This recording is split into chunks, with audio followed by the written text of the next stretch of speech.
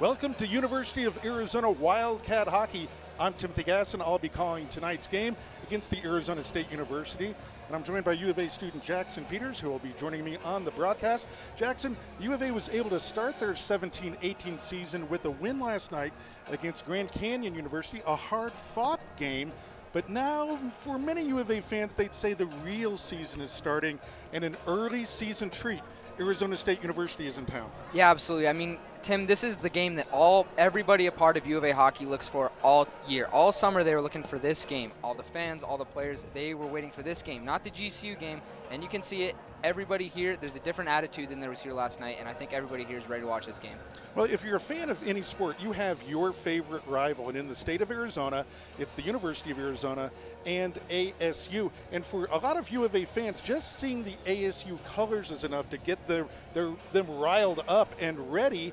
Well, we've got to hope the U of A squad is riled up because we have a lot of new guys on this team who have never played in this rivalry. How do you think those U of A players will get ready to play a rivalry game like this when they're not rivals yet to them because they haven't played them? Yeah, a lot of these guys aren't from Arizona. They don't know what it's like. But I think, following the older guys, and as soon as they play a first shift or two, they're going to get a catch of it quick. They're going to feel real quick what the tempo of this game's going to be. And, I mean, the crowd's going to get into it. They're going to know what they need to do. Now, senior Austin Wilson will be in goal for the University of Arizona. He started last night's game as well. Now, I got to believe in front of what is usually a high-powered ASU offense, that senior goaltending is really going to be a key to U of A competing in tonight's game. Yeah, absolutely. Like we were talking about last night, a goalie can keep them in this game, and I think that goes for both teams tonight. I think if Austin Wilson can, really bear down on the puck tonight and really keep an eye and really control the game, it's going to really work out for the Wildcats' favor. There's some great motivation for ASU as well. The last two games they played against the U of A were right here at the Tucson Arena. They dropped both of those games in dramatic fashion to the Wildcats. The first one was an overtime loss. The second one was a shootout loss in front of big crowds. I mean, it was so electric, Jackson, that we cut a year-long a video to celebrate Wildcat hockey just from footage from those two games. You got to believe ASU, that's really sticking in their craw, and they're going to be ready for tonight's game. Yeah, absolutely. If I was an ASU player coming into this game, coming off, the last time being in this building, that's what happened, I've got to be bitter. So I think they're going to come in ready to play and really try and prove that, that's not how they want to go about playing the Wildcats this year. Well, and we'll see what kind of squad ASU has. They're looking for their first ACHA Division I win. They started the season dropping 2 games against UNLV. Then they beat Division II Grand Canyon University in 2 games last weekend. So they need to prove what kind of team they are. The U of A is in the same position. They played a Division II team yesterday. Both of these teams are kind of looking for their identities, and ASU has a lot of new guys in their roster too. This is going to be fascinating to see which one of these teams has their team identity yet. The advantage I think ASU has here is they've played 2 weekends of series of games, so they have more games under their belt than the U of A. The U of A just started last night.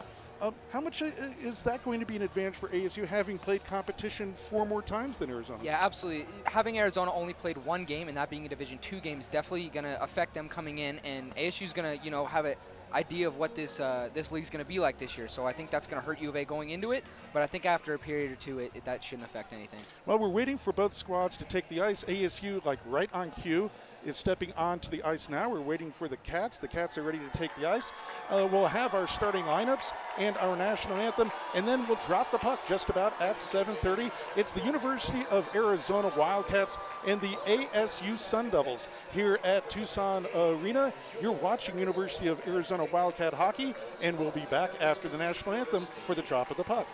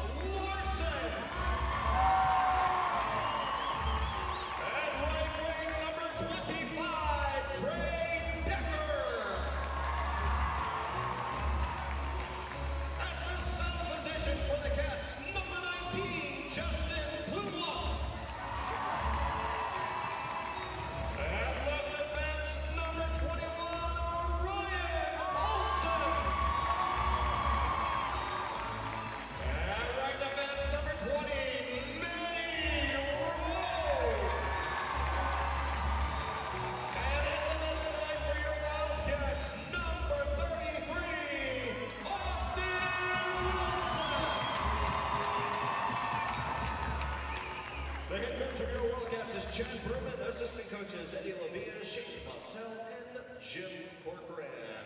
And now, ladies and gentlemen, we ask that you please rise. Gentlemen, remove your hats and face the south goal for our national anthem, which is sung tonight by Jordan Bareillo.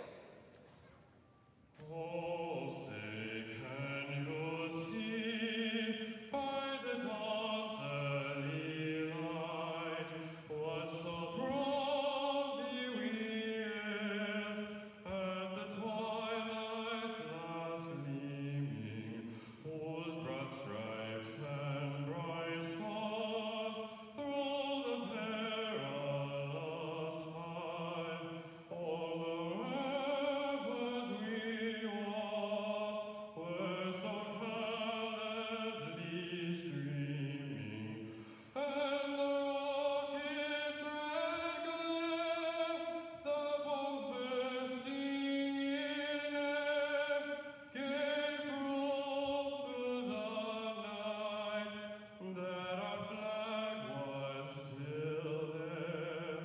Oh, say does that star-spangled banner yet wave o'er the land of the free and the home of the brave? And we're ready to play hockey at the Tucson Arena. It's the University of Arizona and ASU as both teams head over to their bench and we get ready to go. I'll tell you what, Tim, both of these teams and the fans here are electric right now. They're excited to get this game going.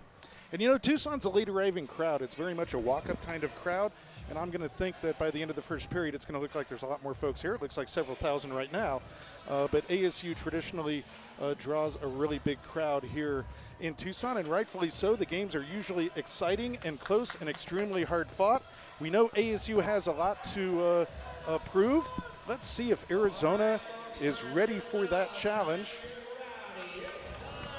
as we get ready to drop the puck.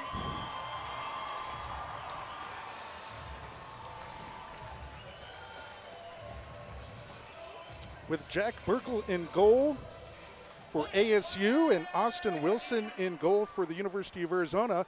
And we are underway in the first period. It's the University of Arizona and Arizona State University. This is the rivalry I have lived and died with for more than 30 years.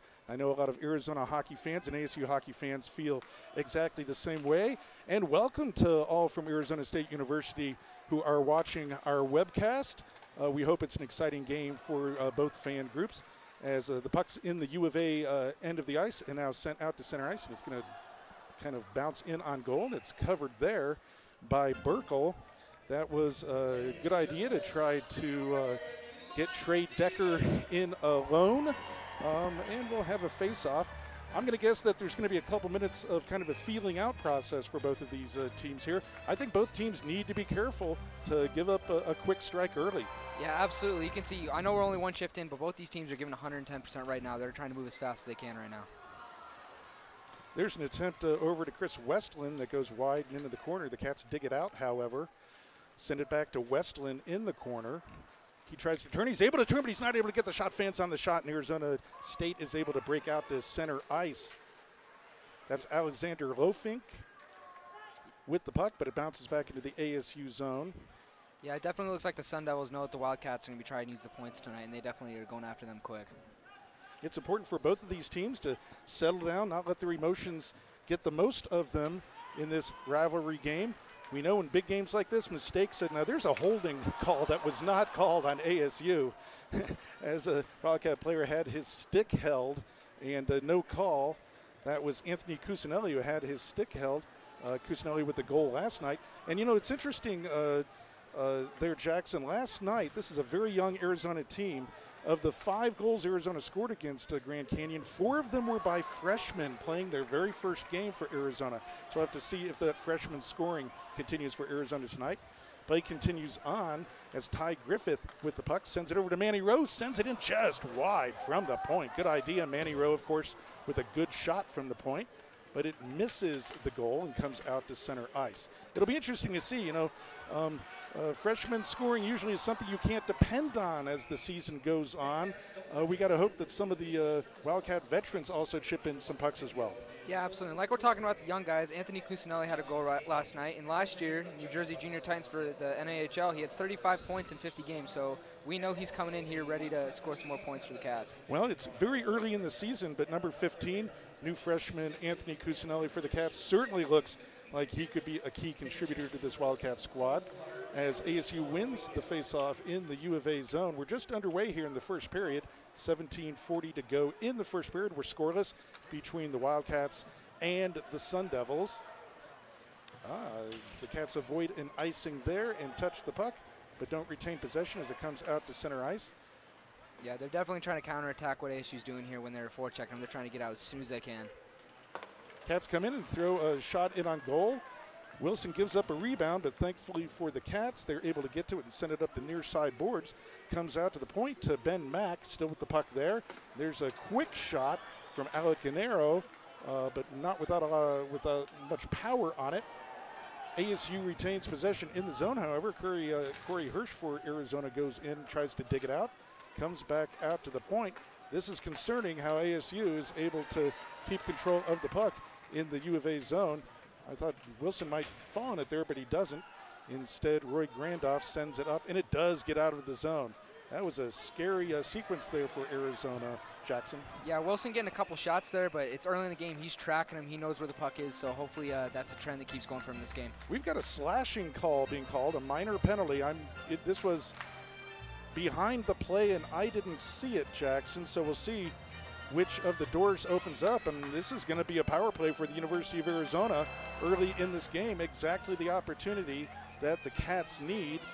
The slash is going to be called on Alec Guarnero.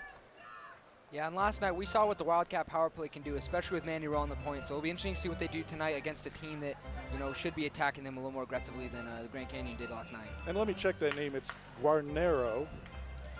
So Alec Guarnero's in the box for 2 minutes on a slashing minor. Cats go to the power play. Manny Rowe's not able to keep it in, however, and ASU breaks out with it. That's Austin Ehrlich, and he sends it wide. And there could be a goaltender interference call here as Austin Wilson's run into, but no call. These referees are calling this game loosely so far. Jackson, we're going to see how that's going to affect the chippiness of this play. Yeah, absolutely, and I'm sure the officials are, feeling the same thing we are. They know it's a rivalry, and they're definitely going to try and let it ride a little bit, see what the players can get away with. Well, the players certainly are going to see what they can get away with. That's for darn sure. There's a shot that goes high and wide from Cusinelli. As the Cats on the power play with a minute 10 to go, dig it out on the near side boards. That's Chris Westland in digging for it. Yeah, the Cats here again trying to work the outside, so we'll have to see if they continue this method through the rest of the power play. Cusinelli digging for it now and comes away with it, sends it to the far side point, and just throws it down low. Westland digging for it there with Max Meyer. Westland with the puck now, being harassed.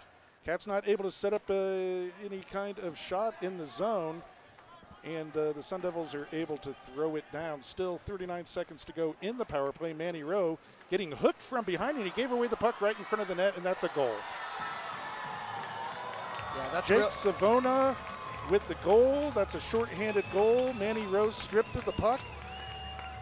Yeah, and that's a bad giveaway in their own zone by Manny Rowe. He's usually very sure with the puck there. But, it's the kind of thing you could have, in a closely called game, you could have maybe called that a hook or a slash, but it wasn't. It was a good takeaway, and it's in the net. ASU takes a 1-goal lead. Yeah, that's a real unfortunate turnover, especially on a power play, and being on a power play, we'll have to see how that affects the Cats' morale here. That's Savona unassisted. Time. The Sun Devils shorthanded goal. 4 minutes, 48 seconds in the first period.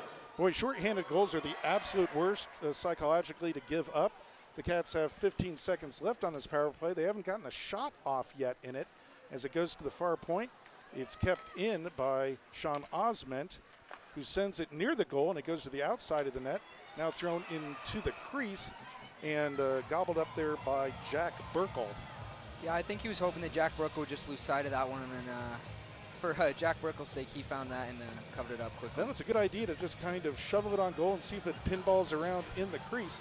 But it doesn't. Just 1 second to go on the power play, and there was a goal scored on that power play, but it was by ASU shorthanded, giving them the exact boost that they needed. Yeah, exactly. That's definitely going to push them throughout this game, being able to get that first goal, especially that goal being on a penalty kill. You know, you can't blame Austin Wilson on that. He was left literally naked there with the ASU player just 10 feet away from him with the puck on his stick.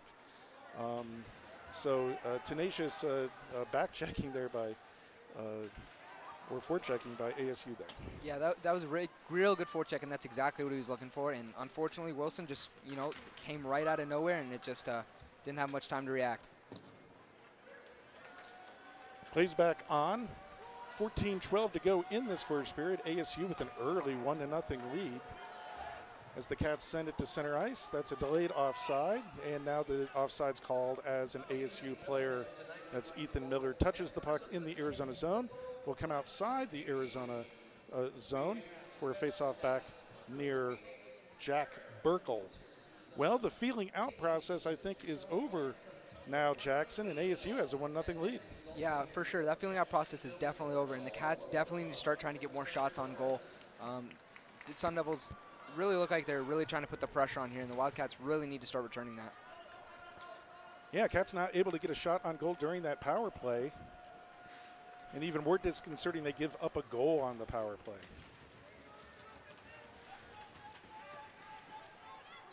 Manny Rowe now wants to make up for his mistake, get a shot in from goal. He keeps it in. It was blocked right back to him. He tries to go deep. He cuts to the slot. Oh, the puck doesn't find his stick, and he heads back to his point. There was a play set up right at the far post that misses the Cat. They try it again. The puck pinballs around. Manny Rowe keeps it in. Here's some good pressure from the University of Arizona. And see, it's a hit like that that'll change the momentum of your team, so hopefully that gets the Cats going here. And another big hit by Trey Decker for the Cats.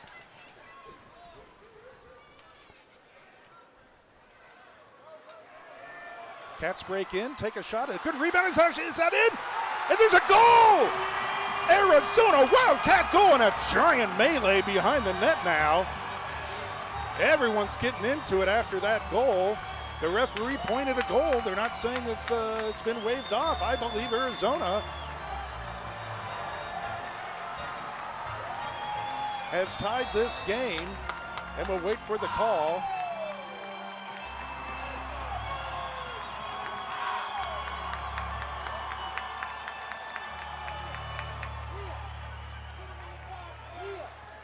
So the U of A appears to have tied this game.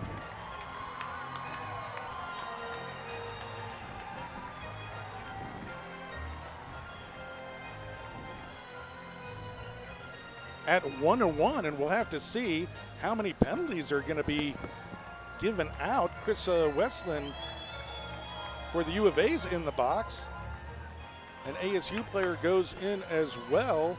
That's Preston Ames, as both captains of the teams are now waiting at the timers table to see how many more calls there's going to be. You know, when you have a melee like that, it's hard to figure out exactly how many people should get penalties. Sometimes they just give a couple offsetting penalties and leave it at that. But, you know, this was more than pushing and shoving. There were sticks going at people's heads behind the net. You hate to see that kind of stuff happen because, you know, the guys have helmets. They've got protection, but you can really get hurt in a melee like that. Yeah, and especially with it being this early in the game, melee's going on the entire game in a rivalry like this could get dangerous towards the end of the game. So that is absolutely right, and you want to hope that the score stays close, because when the score gets out of hand and one team knows they're not going to win, that's when the nastiness can really, really happen. But boy, we're in a 1-0 game in the first period, and the nastiness is here. Yeah, I mean, we're not even 10 minutes into this and it's definitely coming. Both these teams, regardless of young guys, they're ready to, you know, get physical and work for this win. So it'll be interesting to see how both these teams really fight it out here. The referee is really trying to explain this to the two captains. He's having to explain a lot. Right now, it looks like U of A might get a power play out of this. It was definitely an ASU player who cross-checked a U of A player after the goal. So, but then there was a lot of stuff going on between both teams. We'll wait for the call here, but I think that not only is they don't have Arizona's goal up on the board either. There's been no call that the goal has been disallowed. Now the goal is up on the board. So the score is tied 1-1. We'll wait for the call on the penalties. I think Arizona's going to get a minor call on ASU out of this and go on the power play. Wow, what a change of momentum early, just about 7 minutes into this game. Yeah, this could change real quick, and especially after that last power play where U of A let in a goal, they're definitely going to try and revamp themselves here and try and make something happen. Well, their power play can't be any worse than their first one as long as they don't give up another shorthanded goal. Yeah, absolutely. And on that goal, I think Trey Decker, he really, like I was saying, he had those 2 big hits, drove the puck down the side, so I think he was a big player there, and I'm really hopeful that he keeps that momentum going through this game. Trey Decker, another one of those fabulous freshmen for Arizona, scored a goal last night. We're still waiting for the call, as probably they have their calculator out. Here we go.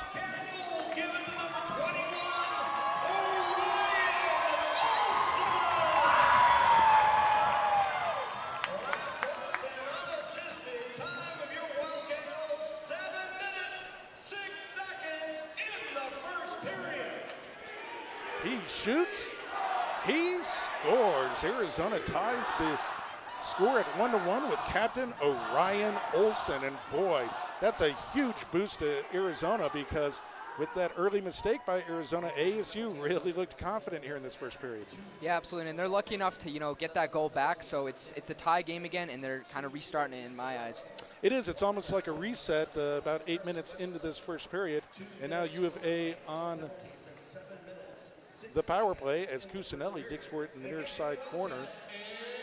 But ASU breaks out to center ice. That's Jake Savona, who already has a goal in this game for ASU.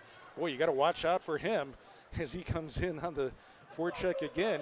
He was on the last power play that he stole the puck from Manny Rowe and put it in the net for Arizona. Cats now break over the blue line. Not able to set up, though. Is ASU able to get it out? No, it goes behind the net.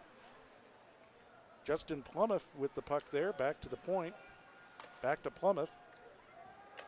Plumouth down low, sends it over to the far point. Now back to Griffith, who takes the shot through a screen. How the heck did Jack Burkle see that puck through a screen? 2 players standing right in front of him, but it went into his glove, and he freezes it. We'll have a face-off with 26 seconds to go in this power play. That was a good save. Yeah, it was, and I think that's exactly what the Wildcats are looking for. They're looking to make Jack Burkle move around, not be able to see the puck, and have to make one of those great saves like he just made where he doesn't really know where the puck's going. Well, as you know, Jackson, if you work to get in those scoring positions, it means you're going to pay a price, and the U of A players need to pay the price and get in front of the ASU goaltender. And let's get some pinball action going in front of Jack Burkle. Yeah, exactly. This game's going to be hard fought, and it's going to be physical no matter where the players are. So in front of that's got to be the place to be and try and get some pucks moving around. 5 seconds to go in the power play, but the U of A ices the puck. So there's going to be some work, I'm going to guess, on Monday at practice with the Wildcat power play unit. They ice the puck with the man advantage. Just 5 seconds to go on the man advantage. Yeah, I'd say that's definitely something they're going to be working on. And hopefully through the season, that gets a little bit better, and the Cats can capitalize on them. You can just see the coaches getting out their notebooks saying, check, yes, let's work on the power play. As a long shot comes in on Burkle, and he just slows things down and freezes the puck. That's a smart play by the goaltender. Yeah, and Tim, in a game like this where it is a rivalry, depending on how the officials call it, there are going to be a lot of special teams, a lot of penalty kill, a lot of power play. So if those 2 teams aren't effective, you're going to have to work on it to capitalize in this game.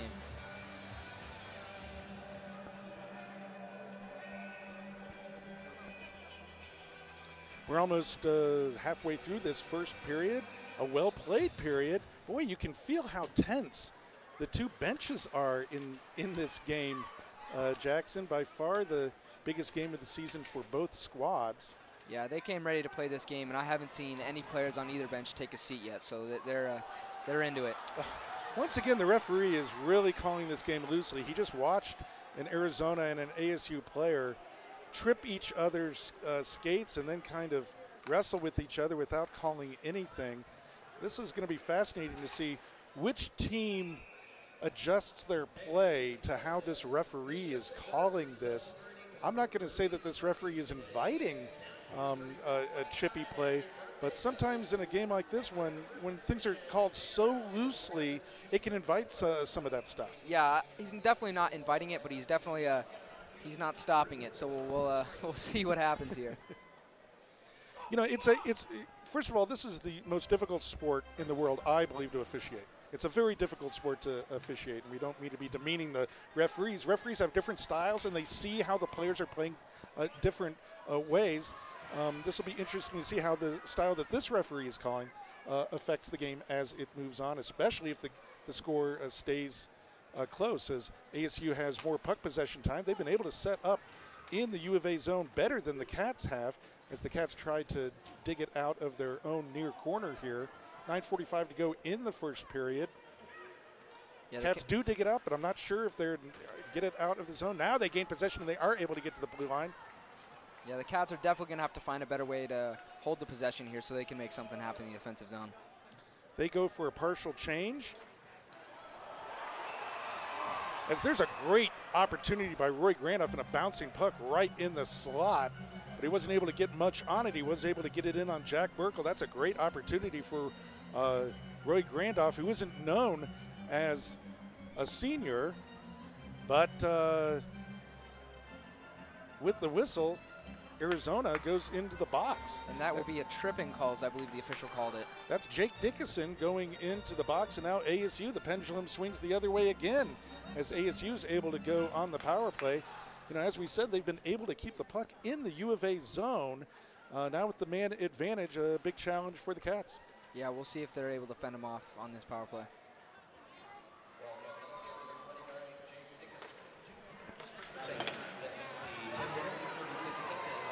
Sprawling save there by Austin Wilson. His best save of the game so far early in this power play. Wilson equal to the task and able to freeze that puck. Cats go for a change here. Yeah, and with this being a physical game, I don't think Wilson's any exception. He's going to see a lot of body from some of the Sun Devil players, and he's going to have to keep that out of his head. Now, that's a really good point. You know, you can really rattle a goaltender by touching, just even touching him, you know, just kind of brushing up against him can really set him off. You've got to be mentally strong as a goaltender. I'm fascinated by the goaltender position as the Cats steal the puck. That's Chris Westland with it. Big Chris Westland, strong player, as he now harasses a ASU player with the puck. He's really harassing him, and now he better back check quickly here, skate back into his defensive zone as ASU brings it out and sets up their power play. A minute to go in that power play. A minute 5 to go in that power play as ASU's able to keep it in the zone and send it right through the crease as an ASU player gets tackled. Again, no call there. Interestingly, the ref looked right at it and didn't call it. The U of A would have gone down by 2 men there, but he decided not to call it. He's really letting these guys go at each other. Yeah, he is, and I think that's something we're definitely going to be seeing all night, and I'm sure if it stays a close game like this, both teams are going to keep it under control, but I'm sure it'll escalate. Yeah, we'll see if he continues to call the game like this in the third period, you know, as well as the first. ASU wins the faceoff, able to keep it in. That's Ben Mack with the puck. Sends it out top, over to the far side, back to Preston Ames. Mack takes the shot. And Sean Osman is able to get it out to center ice. The Cats are able to get it out of the zone. 30 seconds to go on the power play as ASU brings it right back in.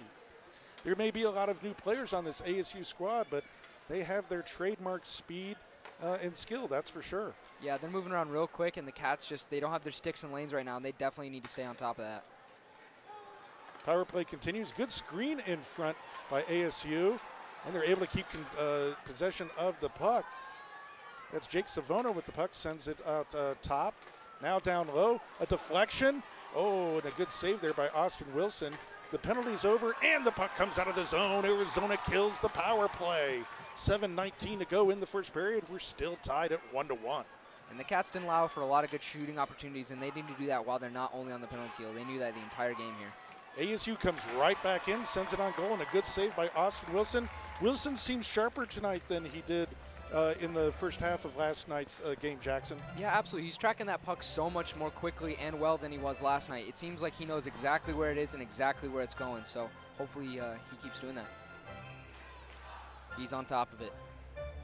Well, both goaltenders are going to have to play well to give their team a chance to win in this one. That's for darn sure. As Josh Larson picks up the puck and just kind of sends it to Senaris. No, but Trey Decker's there and touches the puck and gets it behind the ASU net. He comes away with the puck, too. There's no one in the slot, but it goes back to Corey Hirsch at the point, who tries to send it in, and it's deflected to the far side. No digging for these pucks. Now we got a whistle. I think we have a hand pass that's being called. Of course, Arizona doesn't see it. I didn't see the hand pass. There was no one else in the corner with the U of A player. I'm not sure where the hand pass came from. Yeah, and like we were saying, sometimes the officials have their own kind of style, so we'll have to... That's the invisible man style. Yeah, exactly. Face-off outside of the ASU zone, won by the U of A. There's Manny Rowe. You know he wants to make up for that puck handling mistake early in the game that resulted in a goal for ASU. Shot goes wide. Yeah, and Manny Rowe's a player who's going to let that not get to his head, and that's just going to make him work that much harder in this game. Manny Rowe is a fabulous player for the Wildcats. I think he's going to really become one of the great leaders of this Wildcat squad. Still only a sophomore. Just such great skill. He'll do something great for his team before this game is over. Absolutely. Here's a shot on goal, and Wilson very wisely gets out and gobbles that up. A smart move there by Austin Wilson. We saw a couple of those kinds of pucks get away from him last night. Here he found it, made the effort to give that little push and gobble up that puck. Yeah, it looks like he even made that little extra effort just to make sure he got entirely on top of it and that it wasn't getting away for any second chances for the Sun Devils. Yeah, that's how you know when a guy is sharp, because he had to give that little push there to get to that puck, and he made sure he did. Arizona comes away with the puck on the faceoff, but not able to get past the red line. A couple ASU players kind of collide or fall down. Of course, the Tucson, Arizona crowd is going to love that anytime a Sun Devil falls and ends up on his backside. Yeah, and you got to think the crowd's definitely got to be an aspect that's working against the Sun Devils here. They don't have this kind of crowd in their building, so it's definitely getting to their heads. The only large crowd that this ASU ACHA team plays in front of is at the University of Arizona. They know this is prime time. Exactly. Once again, Austin Wilson gobbles the puck and freezes it. Good, smart play. Yeah, he's not risking it with those second chances. He's taking the face off over a rebound by a Sun Devil, which is the smart play there. Now, stick around, Wildcat fans, in between the first and second period. Our own Lindsey Carpenter will be interviewing U of A player Cam Neufeld. And we'll see if we can get an opposing ASU player to interview as well.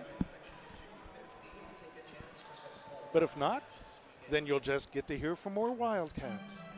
Nothing wrong with that, Tim.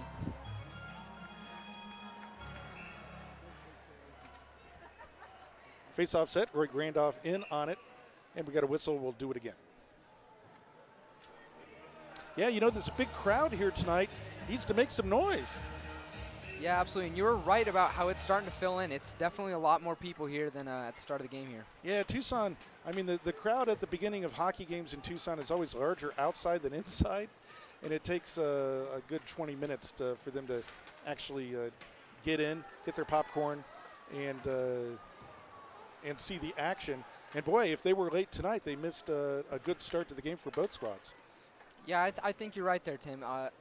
I'm interesting to see if even more fans come in, if they can get into this game, because like we said earlier, that'll get to the Sun Devils' head, and that'll definitely get them, more physical and definitely looking for the big hit to try and get the crowd down. Well, in the comeback wins against ASU to end last season, the crowd, literally the camera from our broadcast position was shaking because the crowd was so loud and vocal and on their feet, and the ASU guys just wanted to go away. At the end of the final game when they lost in a shootout, boy, they wanted to get off the ice. It was rocking in here. Play continues on, and a good opportunity in front of the net. but it comes back out to center ice. Arizona has to vacate the zone. And, you know, that's where we were talking about the motivation for them in this game. Believe me, they don't want to feel like that ever again. And so they have great motivation to play well in this game, and they certainly are. Yeah, and it's their first game in this building since that happened, so they definitely don't want a similar situation to happen like that 2 times in a row. Trey Decker with the puck. He's knocked off of it. Goes for the hit inside in the corner. He thought he came away with it, but he got poked to the opposite side of the ice instead. And comes to Austin Ehrlich, still with the puck. Still with the puck. Sends it into the slot, but Arizona comes away with it. Here's Manny Rowe, and this is what he does best, skating with the puck. Cusinelli with the puck tried a little too much stick handling through a couple guys there and lost the puck. And Arizona's offside. Yeah, Manny Rowe really looking for the right play to make there, and I think he did. And it was a close call for the Sun Devils that they were able to stop the Wildcats on the attack. So hopefully we see more Manny Rowe doing that tonight. Yeah, you know, and Manny didn't hold the puck too long there. When he was out of space to rush the puck, he got rid of it. So Yeah. that's a good sign for Manny, too. Yeah, that's an excellent example of his vision on the ice. 3:10 to go in this first period now. We're all tied up at 1-1 between the Arizona Wildcats, who break in 2-on-1. Cusinelli trying to get the shot off. It's still in the slot, and there's an incredible save. That's a stolen goal by Jack Burkle. That was going in the net, and Burkle literally stood on his head. That's the save of the game so far. Arizona should have a lead here. That was an amazing save by Jack Burkle.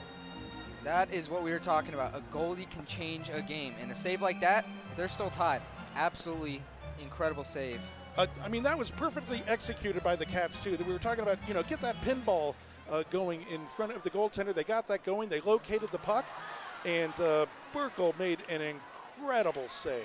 Yeah, the Sun Devils are lucky here that their goalie was able to pull them out of that situation. Wow. But we remain tied, 2:40 to go in. Arizona trying to put the pressure on. They just send the puck out blindly into the slot. Got to be careful of that because you can come back the other way as Sean Osmond just crushed Austin Palumbo. Are they going to call that a penalty? No. Austin Wilson just made a save. We'll have a face-off. I'm glad that wasn't called a penalty because that was a beautiful hip check by Sean Osmond. He just demolished Austin Palumbo at the blue line as they attempted to move over the blue line. Yeah, it's definitely a big hit, and you know, with the crowd's reaction, it seems like it could have been dirty, but that's a nice, clean hip check. Are you insinuating that the crowd's going to cheer because it was a dirty hit? I think it was a big hit. Yeah. That was a clean hit. Shouldn't have been a penalty, and it wasn't called a penalty. No, great no call by the official. I think that's a very clean hit. Yeah. Ooh, shot comes in, just misses the far post. So Arizona gets to the puck. You know, you got to get, what is that? You got to get to the puck. Instead, now we're going to have a penalty. We're going to have a high stick. That was a weird play. The Arizona player didn't go for the puck. He went for the ASU player. Yeah, I'm not totally sure what was going on there, Tim. Well, it's going to be a high stick on Arizona and on Ryan Siegel. Ryan Siegel goes to the box, and here we come to that crucial part of a period. The last 2 minutes of the period, there's 2:08 to go in the first. We're tied at 1, and for the last 2 minutes, ASU will have a man advantage. This is a crucial kill for the University of Arizona. Yeah, this kill and power play is going to be huge for both teams, and it's definitely going to be decisive of what goes on during the intermission in the locker rooms for both teams. Ryan Siegel. 2 minutes for ice sticking. Time for the penalty, 17 minutes, 54 seconds into the first period. So the Cats go back on the kill. Roy Grandoff watching the puck go back to the point. Now over to Preston Ames for ASU. He sends it down low. Back to Ames, up high to the far point. That's Ben Mack with it. They try for a play at the post that goes wide. Maintain possession though. As the Cats come in, are they able to get to it and get it out? Big hit at the blue line, and they do get it out. Oh, and there was a high stick. Oh, this might be a major on Manny Rowe behind the play. Cam Armstrong wants him. Cam Armstrong's going after him. Cam Armstrong's going to take care of business against Ben Mack. Cam Armstrong just took care of business. Ben Mack had that coming. He took a cheap shot on Manny Rowe. Let's see if he gets thrown from the game or gets a major, but Cam Armstrong took care of business. Watch the Arizona bench now. They're gonna love Cam Armstrong sticking up for their teammate. Yes, there goes Ben Mack. He should be thrown out of this game. That was a cheap shot on Manny Rowe. Manny Rowe looks like he was bleeding, leading the ice, took a high stick right to the face. Cam Armstrong now also sent off the ice with just 1:18 to go in the period. Whether they're coming back for the second period or not, they wouldn't be playing in this period, so they've both been sent off. But I'm telling you, Jackson, that Ben Mack should get a 5-minute major. Yeah, absolutely. That's a dirty play, and you know, we're lucky Manny Rowe isn't more hurt than he possibly could be. That's a dirty. It's unsportsmanlike, and that was unnecessary. And like we said earlier, that is exactly what we were hoping wouldn't happen in this game, and you know, it's going to be decisive on how both of these teams react. You know, how the Wildcats react and how the Sun Devils react to see how this game goes forward and how they you know. You know, to the referee's credit, he has been watching play behind the puck, you know, behind the play. He has been watching what's going on, and there's no way he didn't see Ben Mack take a two-hander against the face of Manny Rowe there. And, you know, fighting does have its place in hockey. I think a very, very, very, very small place in hockey. But when a guy is attacked by an opposing player, I always like to see a teammate stand up for him. And Cam Armstrong pointed at Mack and said, right now, and made no mistake about it and went after him and took care of business. And I'm going to tell you, in the locker room, every single Wildcat player is going to go up to Cam Armstrong and thank him for sticking up for his teammate. We don't like to see fighting in college hockey. Now, they dropped their gloves and they went at it, so by rule, they're gone. They should not return to this game and not play the next game. They'll be suspended. But I think Cam Armstrong, you don't want to lose Cam Armstrong for this game, of course, but it's good that an Arizona player actually stuck up for his teammate there. The referees, of course, are discussing, the referee's discussing with the captain what is going to happen here and what exactly they're going to call. You've got to hope they saw the original. Yes, number 21, Orion Olson, the captain, just signified to the Arizona bench. He held out his hand to say 5. There's a 5-minute major up there on the board for ASU. So the original penalty was seen by the referee and it was called. There's going to be at least a 5-minute major on ASU. We'll see what's called on Arizona. You would think there's offsetting 5-minute fighting majors as well. Yep. And both of those players are gone, and rightfully so. I think Mack was going to be gone anyway, though. I think that's a 5-minute intent to injure penalty. And so that's interesting. I don't know by rule. If you're a player and you do a 5-minute major intent to injure and then do another disqualification penalty, is there any additional penalty to that team? Yeah, hopefully we'll get to see. Hopefully officials will let us know, and certainly, like you said, with the fighting, both players will get a suspension from the next game. It'll be interesting to see if Mack gets anything above that for having both of those intentional 5-minute majors. Well, if we were wondering about the intensity in this game, Jackson, there's nothing to wonder any longer. It's, you know, fighting in college hockey is actually very rare. Usually the guys will keep their gloves on and kind of, you know, and believe me, you can still get hurt if you don't have a shield by getting hit in the face with a gloved hand. That can still hurt. But it isn't very often that you see the guys actually drop their gloves and really go at it. So, yeah, and I think that shows how emotional those players felt about that play on Manny Rowe. They were not going to let that. They were not going to let that go. Max getting paid for that. So. Well, and also, which team manages this emotion now? Here, let's hear the call. 5 minutes major for special and disqualification for fighting. There's a goal! There's a goal for the University of Arizona Wildcats! Right on cue! U of A 2, ASU 1! exactly what the U of A needed to happen in the last minute of the period. 1:02 to go in the period. The Cats take a 2-1 lead. Now this is going to be an emotional lift for this Wildcat squad if they can keep this lead going into the locker room. And the best part about that, they still have 4 minutes and 45 seconds with this power play. That was 4-on-4 play. They're going to carry this into the intermission, and they're going to keep bringing it to the Sun Devils here. Yeah, we'll play 4-on-4 for the last, for 50 more seconds at least. Let's hear the call.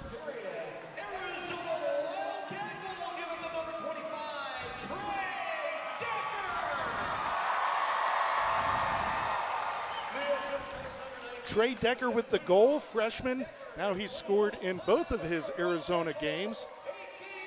As we head into the last minute of the period, there'll be just a couple seconds in the period with Arizona with the power play. But, you know, as you said, Jackson, they're going to have close to a 3-minute power play as Austin Wilson makes a great save in the last 30 seconds on the post there. They're going to have a 3-minute power play to start the second period as well, the Cats, as they break the center ice. We have a whistle, though. And not only will they have a 3-minute power play, they're going to have 20 minutes to draw it up in the intermission to really work with this. So they're going to have a lot of time to discuss what they're going to do when they come out here, and they're going to be on the power play.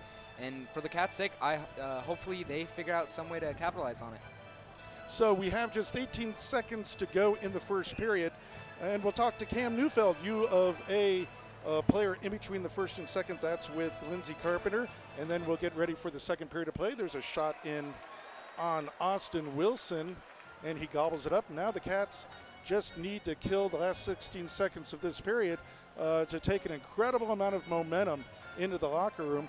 And I see Wilbur the Wildcat over in the far corner cheering on the Cats. It's always great. We got the hockey organ, we got Wilbur the Wildcat, and there's a goal. That's exactly what couldn't happen in the last 15 seconds of the period. ASU scores a goal to tie this game going in to the second period. Austin Wilson is behind himself. That's a bad goal, and that's an awful goal to give up in the last minute of the period. Yeah, you can see the look on the Arizona players on the bench. They're disappointed that just happened, and especially after a huge goal like they just scored, it's going to be tough to bounce back during the intermission. But they will still have that power play, and hopefully they can rely on that. Boy, that's the one thing they couldn't allow to happen. They just kind of relaxed there, and ASU ties the game at 2 with 11 seconds to go in the first period.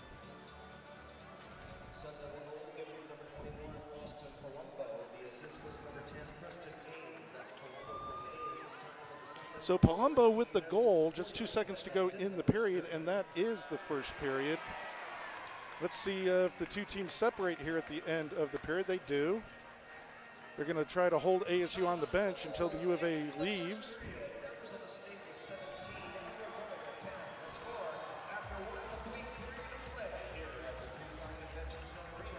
So ASU with 17 shots on goal, U of A with only 10. As we're tied at 2. Yeah, that was a big period, big last minute for both teams. Arizona had the chance to capitalize, going to the locker room with a lead, and the Sun Devils, lucky enough for them, they were able to score there, and that's definitely going to change how both of these teams are going to the locker room right now. Well, Jackson Peters will do a quick recap of the first period, and then we'll have our intermission report with Lindsey Carpenter. So take it away, Jackson, and I'll be back for the second period. So after one period of play here at Tucson Arena, the score is 2 goals for Arizona Wildcats and 2 goals for the Arizona State University Sun Devils. The first goal coming for the Arizona State University Sun Devils from Jake Savona on a penalty kill. It was a beautiful forward-checking play by Savona, and he was able to put his team up by 1. Eventually, Ryan Olsen and Trey Decker would score. The Trey Decker goal coming with 1 minute remaining on a 4-on-4 play as the result of a 5-minute fighting major for both teams.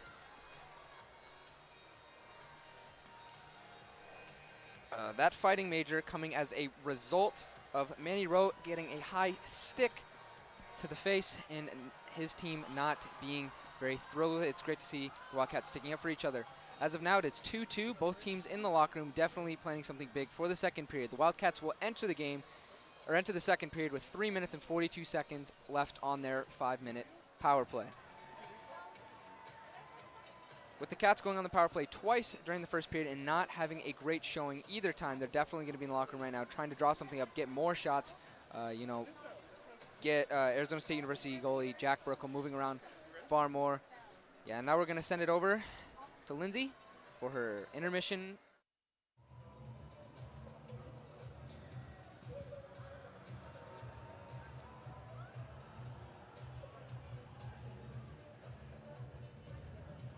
Hi, I'm Lindsay Carpenter. I'm here with freshman University of Arizona Wildcat Cameron Neufeld. How do you think this game is going so far, Cameron? Very intense. Even though I'm not playing in it, you can just tell how big of a rivalry this is with what's been going on. Very chippy. Love it so far. It's actually making me very anxious just watching it. I know you're a freshman, so you haven't been able to experience the ASU U of A rival, and it's a very intense game so far. The game is 2-2. How do you think the Wildcats are coming out and performing so far into the game? Probably not the start that they wanted, but the boys bounced back. There's a lot of character in that room, so you know they're always going to respond. Gotta love a guy like Trey Decker after that first goal, throwing the body around, getting things going, and then a guy like Cam Armstrong, guy like Manny Rowe gets slashed like that, you need a response, and Cam delivered. And what do you think about Cam just getting booted out of the game for fighting? I haven't seen one of those in forever here. I love it. I think that's the response that was needed after a play like that on one of our best defensemen. So, yeah, he's going to get a lot of pats in the locker room for that. Which older veterans do you look up to model your game after on the team? Guys like Nick Zelmer, Orion Olson, Sean Osment. I'm the only rookie on D, so I've been looking up to every guy, even a guy like Manny Rowe, who's my own age. I can learn a lot from them. Have any of the new guys or any of the veterans told you any advice that you can carry on for the rest of the season? Definitely picking up the speed of play, making crisper passes in practice. They just say if I keep on putting in the work, eventually I'll get my time. And you have a cool kind of connection story of how you got to University of Arizona Wildcat. Do you want to share that with us? Coach Berman got in contact with me over the summer. My old youth coach was Jeremy Goltz, used to be the head coach of this program, and he used to play for this program as well. And he just got me in touch after taking last year off from hockey, and things fell through, and now I'm here. And you're really excited to get started for this season. We're only second game in, but it's looking pretty great so far. Do you have any personal goals for the season and kind of the team? Just keep improving as a hockey player.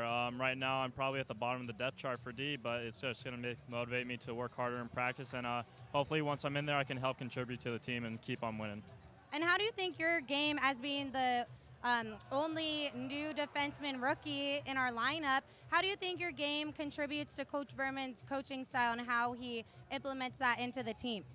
Well, I consider myself a defensive defenseman, trying to be a two-way guy, but I pride myself in making a good first pass, and I think I fit into the rivalry right now, all the chippiness that's going on. I think I can provide some of that as well. And how are your guys' practices been going so far, getting ready for season? Since I'm not sure if you're aware, but last year we came super close to nationals, so I'm sure there's a little bit bitterness, going into the season. Yeah, definitely. I wasn't part of the team, but you can definitely feel in that locker room. Guys felt like they got, kind of screwed over for that. And practices have been very intense. There's 30 guys on the team, and everybody's competing for a spot. So it's a very intense practice. Everybody's working as hard as they can so that we can actually make a run at nationals this year. Which is super exciting, as you know. What do you predict the outcome of this game is going to be as you've seen it, how we've been playing so far this game? Oh, U of A win for sure, no doubt. Well, we hope that's the outcome. Well, thank you for speaking with us, and we hope to see you on the ice soon. And I'm Lindsay Carpenter, and that was Cameron Neufeld, and we'll get back to Jackson Peters and Timothy Gaston in the broadcasting booth. Thank you.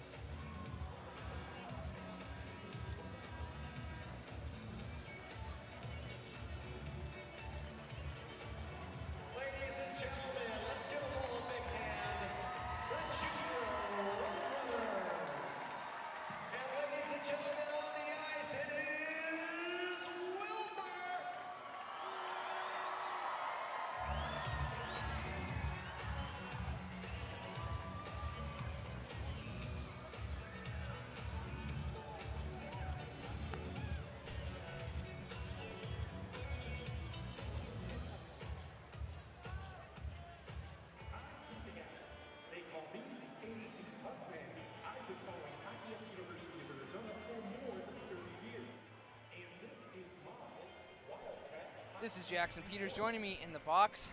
Lindsay, how you doing tonight? I'm great. How are you? It's an exciting game to watch. I mean, this is what we've been waiting for all summer. Is this ASU U of A till, and it's been a good one so far. It has been super intense and honestly so exciting. Can't even sit in my seat in the stands while I've been watching the first period. Yeah, so you're down in the crowd. I'm up in the box. What's the mood like down there? All the fans are so excited, and I know a lot of fans that actually came out tonight, particularly for the ASU versus U of A game, but they're just really excited. They're honestly just asking me, like, what's going on? Like, why was there a fight? Why did we get kicked out? You know, all of that. So it's been very intense, and I know ASU came out scoring a goal within the first 5 minutes of the game. So taking the lead, and then 3 minutes later, we came back and scored a goal.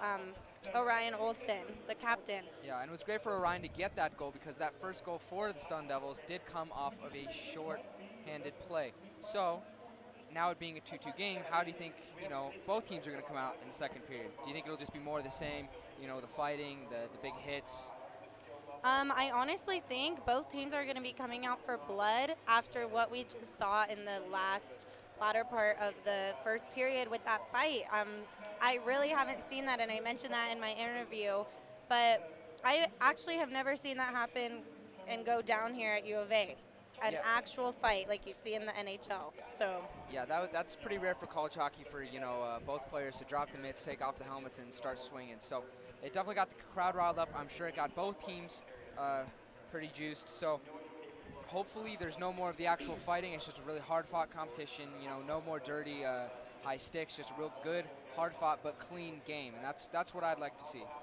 I agree with you, Jackson, but I also do think that it just shows the rivalry, even how great it is.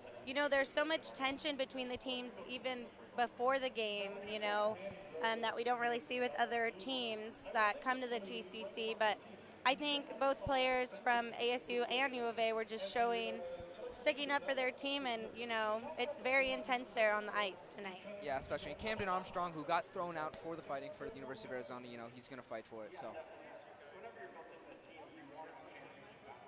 All right, so it looks like Lindsay has another interview, so we'll send it over to Lindsay in just a moment.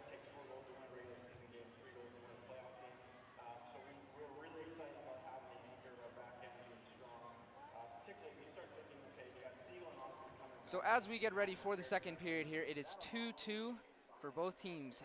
The last minute being a very exciting minute for both teams, including a fight with Camden Armstrong being thrown out for going after a player that did high stick Manny Rowe. The Wildcats were definitely not excited about that play, but it does give both teams an opportunity to get some morale going and definitely start working a little bit harder, and hopefully it turns into a little bit more of a clean match.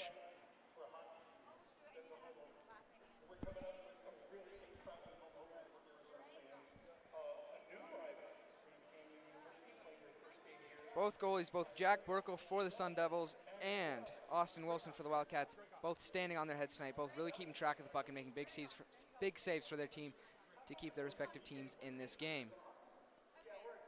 So as we send it over to Lindsay for her intermission. I'm back. I'm Lindsay Carpenter. I'm here with ASU Sun Devil Hunter Dragosh. What do you think of this game so far, Hunter? I like the intensity. I definitely think the play's there. I think the physicality's there, and both teams are going, so it's going to be a good turnout for tonight. What do you think of that last fight when one of your players and one of our players got kicked out? That kind of amped up the energy in the crowd. Oh, yeah, good fights. Always brings energy to the game. Definitely brings it back to the junior years. You got to miss it, but it's college hockey, and it's intense, and it's meant for the game.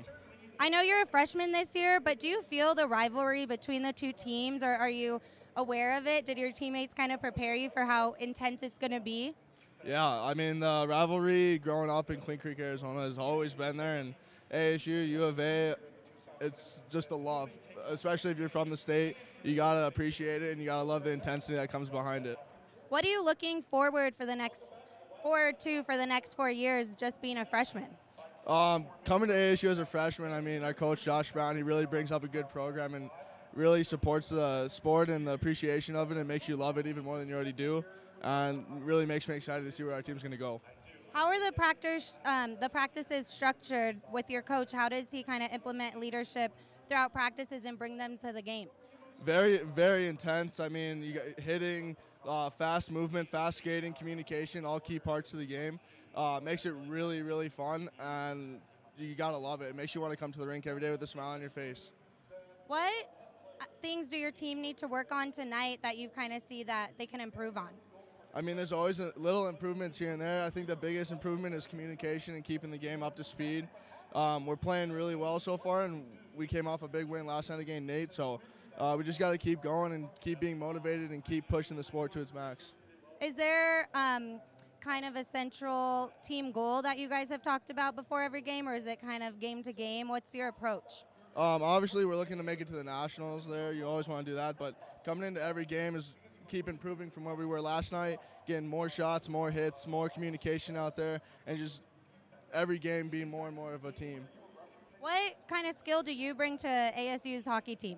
Oh, man, I'd say team guy. I mean, I love the boys, and we're just a big family, and I love supporting them. And like I said, the program brings us together, and anything to do to help, I'm there for it. Well, awesome. Well, thank you for talking with us. And we'll go ahead and bring it back to the broadcasting booth with Jackson Peters and Timothy Gasson. Thank you.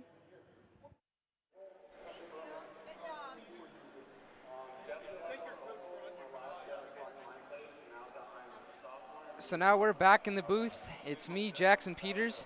We're 5 minutes away from the beginning of the second period, which surely should be another great period. So now joining me in the booth, the beautiful Lindsay Carpenter. How are you doing once again? I'm great. I'm back again. This intermission has been a little unpredictable. We just had a freshman ASU player come up. I didn't know he was coming up, but I'm glad I got to interview him. Yeah, absolutely. It's always great to hear some words of the opposing team.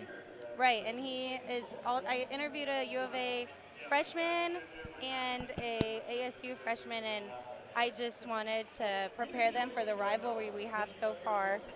Yeah, and you touched on the freshmen. That's a huge thing that both teams are bringing tonight.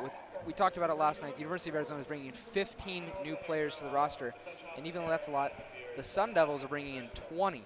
So with that many new players on both teams, I think it's interesting that this rivalry is already showing. All 35 of those young guys on both teams are getting a real taste of what this rivalry means to both schools.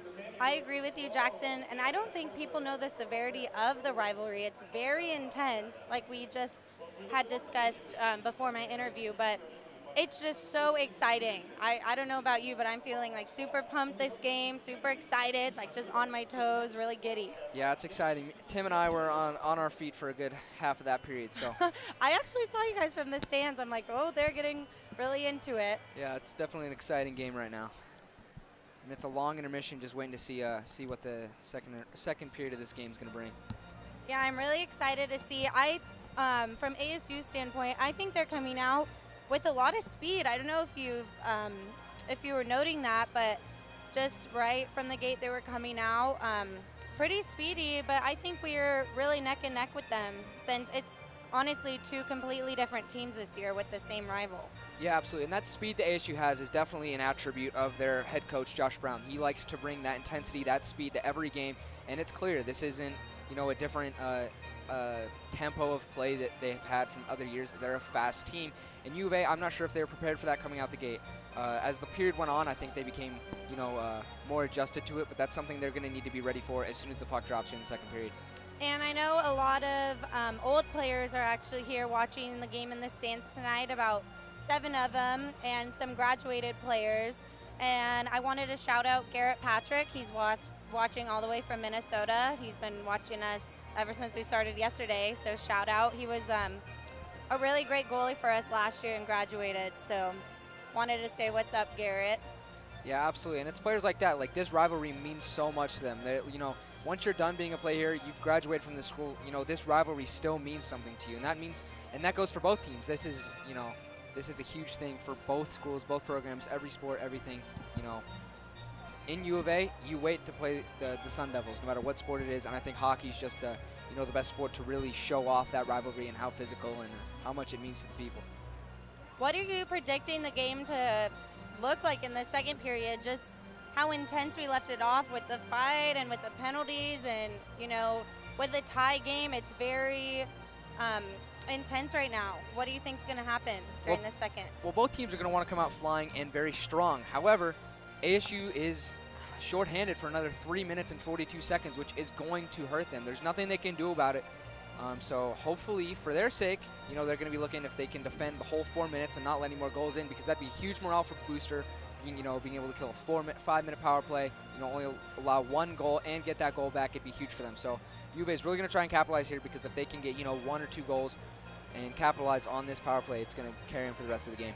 And as you know, I'm not sure if you saw it, but the last game against ASU, we won in a double overtime here at the TCC. So every game against ASU is always very unpredictable of what can happen, and it's always super exciting. Yeah, and both teams want to win this game. And ASU came into this game with a grudge. They don't want that same thing to happen in this game. They want to, they definitely want to take it and make sure that a similar situation doesn't happen here again. I agree with you, Jackson, and I'm going to go ahead and hand it off to Timothy Gasson, and I'll see you again for the second intermission report. Thanks, Lindsay. We look forward to seeing you in the second intermission. Stay tuned in the second intermission for Lindsay Carpenter to join me once again for our update show, which will include scores from around the league and past nights. Joining me in the booth once again, Tim Gasson. Well, Jackson, this game has all the emotion that we thought it would, and perhaps a little more. I'm trying to think the last time in this series when an actual fight happened. I mean, a drop your gloves, get ejected fight, and I just can't really think of one right now. I don't think one happened here in Tucson last year. So we've already gotten this season off to a very, very pesky start between these two squads. Yeah, and I think most people here expected it. I definitely didn't expect, a fight to break out, an NHL style fight. Like, that was an all-out brawl. So, I mean, I only think that style and that attitude is going to carry on for both teams. Lindsay was saying that they're going to come out, looking to really crush the other team. Well, the Cats will start with a 3-minute and 42-second major penalty power play. And what's important about that, Jackson, is that they can score as many goals as possible in that time. Unlike a minor penalty, that the penalty would go away as soon as a goal was scored, the Cats can score as many goals as possible. There can be a big emotional backlash to that, however. If they have a 5-minute major like this and don't score on it, that can be a big momentum shift for ASU. So it's important that they at least get some really good opportunities going on this power play. Yeah, both teams are ready for play at center ice. Yeah, U of A is definitely going to have to look to pepper Jack Berkeley here. They're really going to have to get some shots on him and really make a move, make him work. They can't let this the last 3 minutes and 42 seconds of this power play be an easy one for the Sun Devils. They really have to go after it here. And we'll see which team manages their emotions the best. Whoever manages the emotions best will probably stay out of the box and have a better chance at winning this hockey game. We're tied at 2. Getting ready for the second period. They're dropping the puck, and we're off. Won by Arizona. As Sean Osment works up the ice and just throws it in. Arizona digs it out. That's Anthony Cusinelli looking for it. It comes out to Osmet, back to the far point. There's a shot that just goes wide from Ty Griffith. And it comes out to center ice. Osment's going to have to put on the Jets here to keep pesky Austin Ehrlich off the puck. But Ehrlich comes away with the puck briefly. And it comes back into the zone. There's going to be a delayed offside until ASU vacates. They do. Cats pick it up and manage to get it onside. Back to the point, back to Osment from the point. Does he send the shot? He does, and a good save by Jack Berkeley. Saw that one all the way, even though there was a bit of traffic in front of him. So 2:51 to go on the power play. We're tied at 2. And both teams look like they have maybe taken a breath and are in control of themselves here. Yeah, absolutely. They're definitely controlling their motions. There's something to know here too. The Sun Devils are sending a player at every Wildcat that gets the puck on the power play. They're really trying to put the pressure on, and force the Wildcats to do something quick. Well, they know Arizona has 15 new players and a lot of freshmen, and try to put some pressure on them. As the Cats keep the puck in the zone on the power play, there's a good idea. Get the puck on goal and make it bounce around, but ASU digs it out and sends it all the way down. 2:25 to go on this power play. Now, Coach Chad Berman was saying that he wasn't pleased with the power play development so far. Sometimes it takes a little time going into a season to get that together, especially with so many new players, and the power play has to operate here well. Yeah. Good to see Manny Rowe back on the ice for Arizona after taking that vicious slash from ASU in the first period. See, there's a good idea. The puck's just sitting in the slot, and that's a goal for Arizona. That's a goal for the University of Arizona Wildcats. They take the lead 3-2. And you got to think that's exactly their game plan. Send pucks to the net, and hopefully the rebound pops out, and that's exactly what happened. That's the second time that's worked today, Jackson. You got to create some mayhem, some chaos in front of the goaltender, and have your guys work harder to find that puck and put it in. That's exactly what happened there. And here's the good news. Another minute and 55 of power play. The penalty doesn't go away because it was a major penalty, and Arizona takes a big 3-2 lead. Let's wait for the call here, and then we'll continue on with the power play.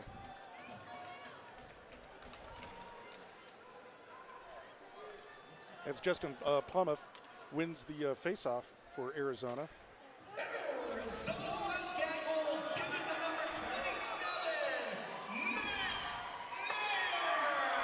There's another goal. That's in the net. Oh, no call yet. That puck was in the net. I swore it was, but it must have gone wide. I thought it was behind Jack Burkle. Play continues as Arizona digs it out back to Shaw's Osment at the point. Another shot from the point's blocked. Back to Osment. He keeps it in. Is he going to send it? He does. It goes into the slot. Back to Osment. Sends it down low to Justin Plumhoff.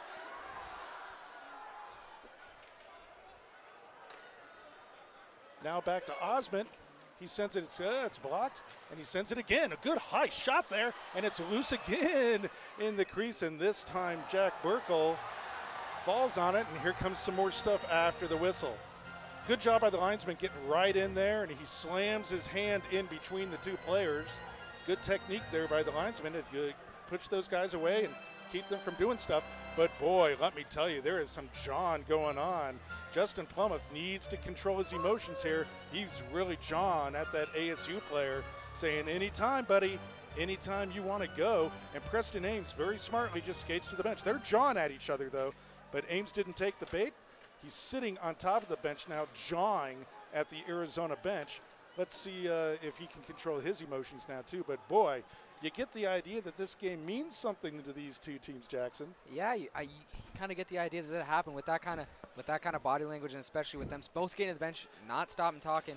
With Ames even skating to the bench, he was still saying things, getting under the Wildcats bench's skin. So, you really see how much this means to both teams. Justin Plumhoff, also a freshman, got to keep control of himself, but boy, he wasn't happy. Cusinelli comes in, sends a bad angle shot, and he's taken down and no call. Taken down with the puck, no call.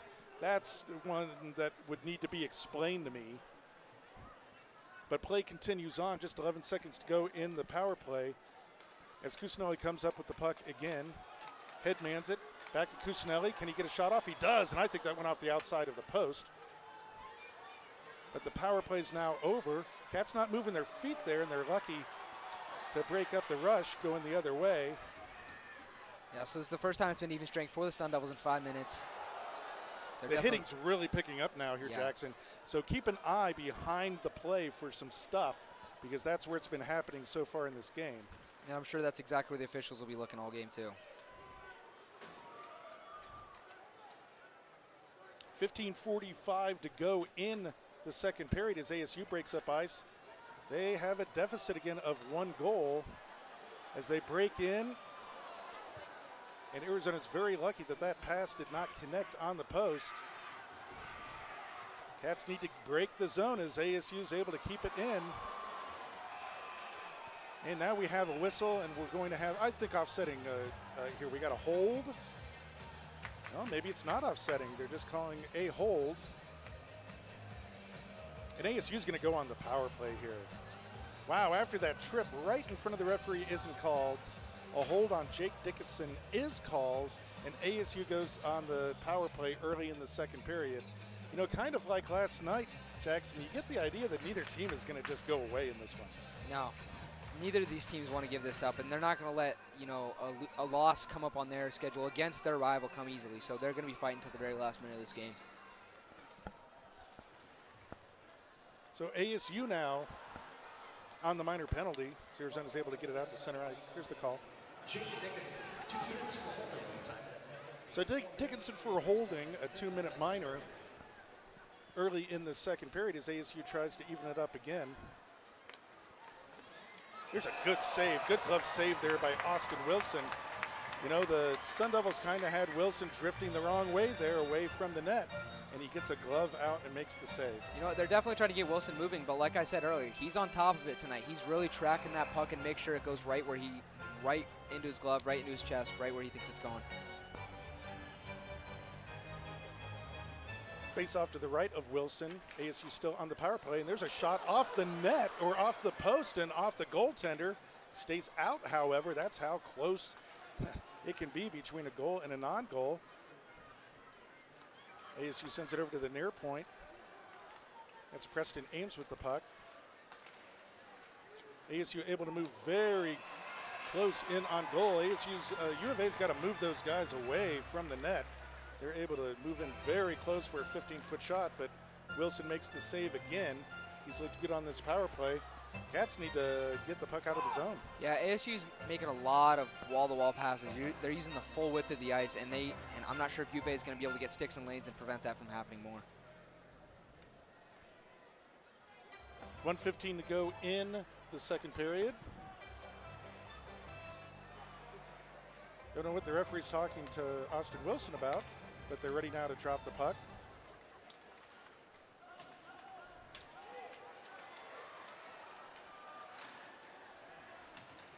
The Cats able to get the puck out of the zone. Boy, they needed that. Tyler Griffith pushes an ASU player off the puck. As the Cats come up with the puck again, fighting for it, but it goes to an ASU stick. 50 seconds to go in the power play. ASU really moving the puck well here. Yeah, the Cats coming up with a lot of block shots. Now to the near side wall. ASU moves in, and a good block in front of the net there. Get it out! Can ASU keep it in? They do. Back to the point. Over to the far side circle. They send it down low. Boy, the Cats need to get the puck here. So it goes to the far side, moving side to side. Good shot and a good save by Wilson. And Ty Griffith is able to send it down the ice. Both teams go for a change. 10 seconds to go on the power play for ASU. 13:30 to go in the second period. ASU trails 3-2 to Arizona as Arizona steals the puck there. And some more stuff going on behind. Oh, that's going to be another penalty on Justin Plumoff. He's going to go. Are they going to call this interference? What are they going to call it? They're going to call it an elbow? Well, they're all worth two, I guess. Yeah, I honestly think the official just has to call something there. I mean, it was a hit after the play, and he's just trying to. I think he's trying to set the tone of this game, and that he's not going to let a lot of stuff that went in the first period go for the rest of the game. Well, this is what we were saying about calling a game consistently. That wouldn't have been called in the first period, but after that fight, now it is called. Well, both teams need to adjust to how the game is being called now. That can be a difficult thing for players to do. ASU goes right back on the power play. And Coach Berman has to be gnashing his teeth at this one. The Cats just got out of the box, and they go right back on the kill. Yeah, and not only that was a long kill for those players. They were out there for a long time and didn't really get out of the zone, didn't have a real good opportunity to get a change. There's a shot that goes wide. ASU picks it up. Wilson gets back in net. Puck goes out. This is like a shooting gallery. Arizona really needs to get the puck out of the zone. And they don't. And they're caught deep. And they still don't. Now they finally do and break out 2-on-2. That's Jake Dickinson with the puck, but it's poke checked away. You got to be careful about getting caught too deep on the shorthand, and there's a good shot and save by Austin Wilson.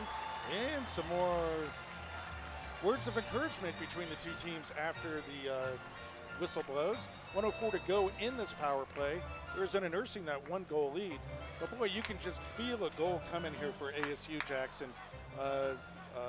If Coach Berman was kind of wondering about his power play unit, Coach Brown for ASU knows he has a very skilled power play unit early in the season. Yeah, they're working it around. They're moving the puck so well right now, and the Cats just simply cannot get it out of the zone right now. There's a good play in front of the net, but Arizona's able to block it. 45 seconds to go in this power play opportunity for ASU. Are they going to be able to kill this off? It would be a huge boost for the Wildcats, but they can't get it out of the zone. Yeah, and like we said earlier, the special teams plays in this game are going to be huge, and one team's either been on the penalty kill or the power play almost the entire game. It's been a lot of penalties, and both teams have been adjusting that to a little bit, but we knew from the start that was going to be crucial in this game. So Austin Wilson makes another glove save. That puck was going to go wide of the net, but anytime you can get a stop so you can change up on the ice, get some fresh legs out there. Yeah, that's even more important on the penalty kill. This would be a huge win for Arizona if they can somehow get out of this 2 consecutive penalty kills. Oh, they don't clear the puck with the puck on their stick. That's on your stick. You got to get it out. That could be a big mistake, and it is a big mistake because ASU scores. That's Adam Havener who scores it because Arizona had the puck on their stick, but they were not able to clear it. So ASU ties the game at 3. And as I said, Jackson, you could feel that one coming. It's very hard for any team to kill off 4 consecutive minutes of power play like that. Yeah, exactly. I mean, that's exactly what the Wildcats just did to the Sun Devils themselves. On that 5-minute major, it was 4 minutes of odd man play, and they got 2 goals in. Unfortunately, that's exactly what the Sun Devils did as well. So 11:28 to go in the second period. We're all tied up again at 3-3. Now who responds the best? Can Arizona stay out of the box? And it's that elusive 1-goal lead that we saw last night.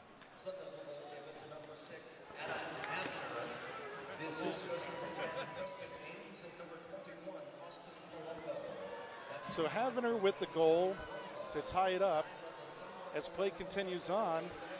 And there's the puck in the slot again. Jack Buckle's able to freeze it there. I think who stays out of the box wins this game. Perhaps that's the difference right now, Jackson, because Arizona, well, I'll put it a different way. Arizona has to stay out of the box for them to win this game. They cannot be in the box like they have, especially in the second period. Almost half of the second period so far, they've played a man down. Yeah, and I know as a player, it's really hard to control your emotions in a big, rivalry game like this, but you have to put your team in the best situation that they can be to win, and being in the box the whole game is not that. Play back on as ASU breaks out over the blue line. Well, they were able to get way too close to the net there with the passing lane open, and they retained possession of the puck. Crucial part of this game. We're halfway through the game as the puck comes out to Max Mayer. Yeah, the Wildcats definitely looking for a better way to get the puck out of the zone right now. Cusinelli gets it on goal, and Burkle just stops the puck and stops the play. We're almost to the halfway mark of the game, and you feel ASU starting to take control a little bit. Yeah, the crowd's settled down a little bit, but, you can see it on the players' faces. Like, they still know what needs to be done.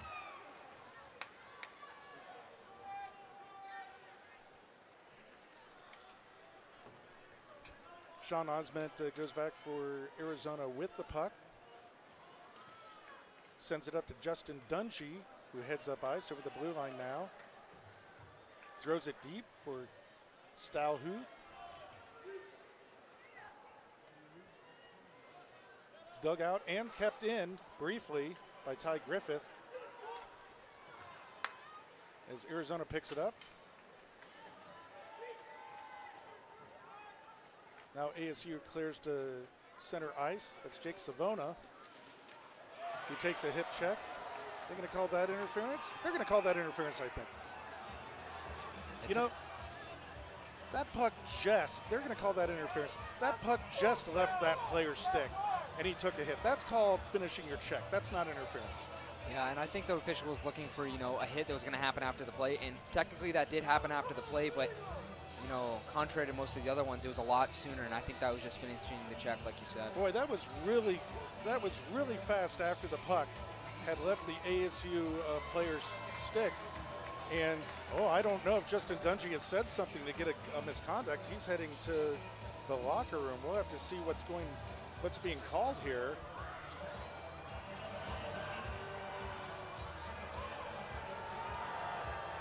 Is someone else going to serve the penalty? I think this might have been a misconduct after the play. No one's in the box for Arizona. If he's been tossed from the game, they have to send someone to serve the time in the box, and that's Anthony Cusinelli, who's going into the box. I think the Arizona player has just been tossed there, so we'll wait for the call. But this is not the response that we wanted to see from Arizona. Although I think that was a highly questionable call. Yeah.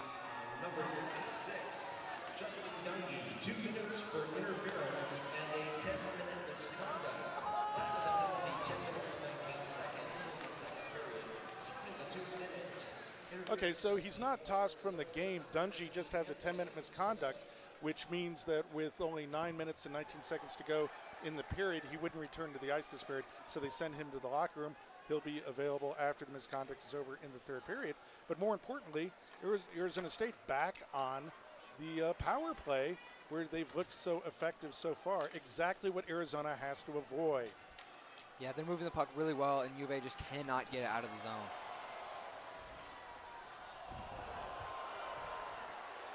Well, now we have another penalty coming up on Arizona, I believe. I think there's going to be a 2-man advantage. Unless I've read this wrong. We got a high stick coming. Arizona's going to go down 2 men. This is the absolute wrong response to this situation.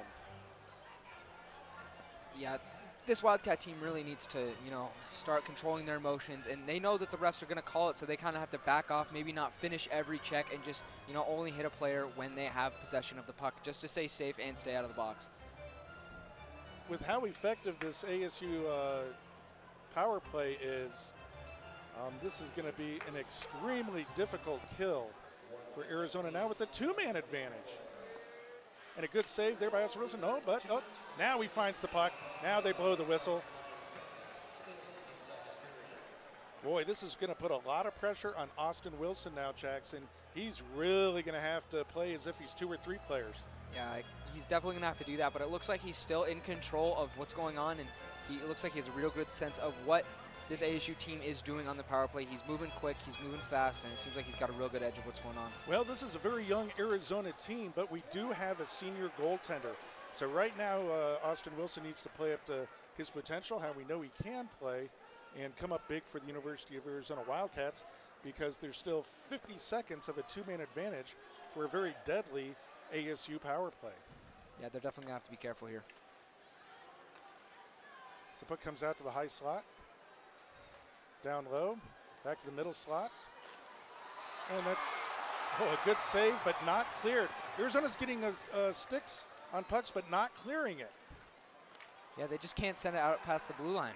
There's a good deflection, but again, Arizona not able to get to the puck. Arizona sets up its triangle defense again. 16 seconds to go on the 2-man advantage. And another block in front, but they can't get the puck out of the zone. And finally, ASU clears it out of the zone themselves. That'll take care of one of the 2 penalties.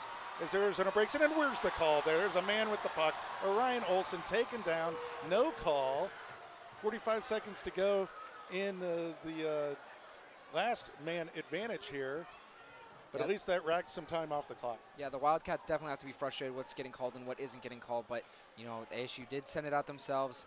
That's an extra 30 seconds off the clock, and, penalty kill's almost up.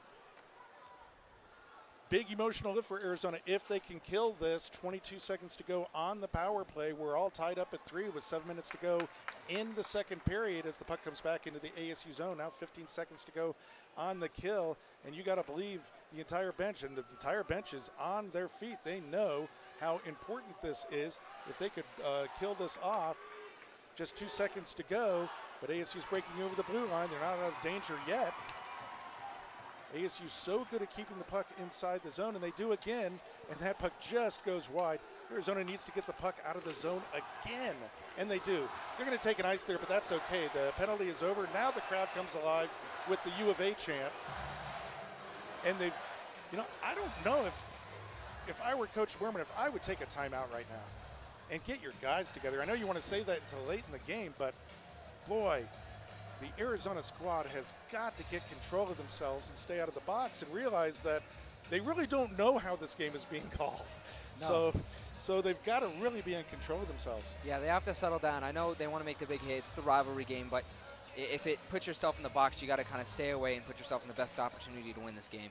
Now, no referee will admit this, but they will try to even things up. They do even things up eventually in a game.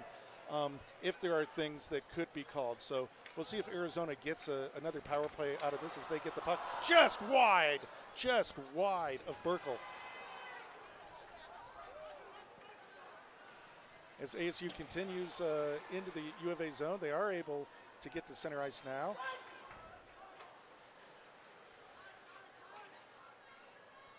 So the Cats just chip it into the ASU zone. Yeah, the Cats just have to find a better way to break it out and keep possession of the puck on the break. Here's Manny Rowe. Up to Justin Plumeth. Now over the line, back to Plumeth. And there's a goal. That is one beautiful goal by the University of Arizona Wildcats, who take the lead again. A beautiful backdoor pass, and that's in the net. No goalie's going to stop that. 5:43 to go in the second. Arizona kills 2 power plays and then goes and takes the lead 4-3 over ASU.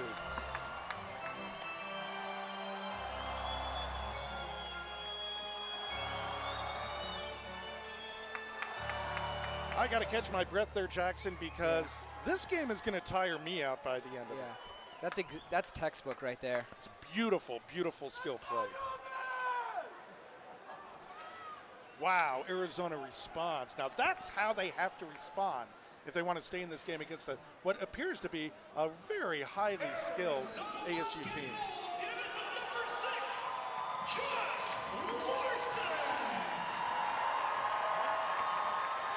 Josh Larson with the goal to give Arizona a 1-goal lead. Here's Sean Osmet breaking in.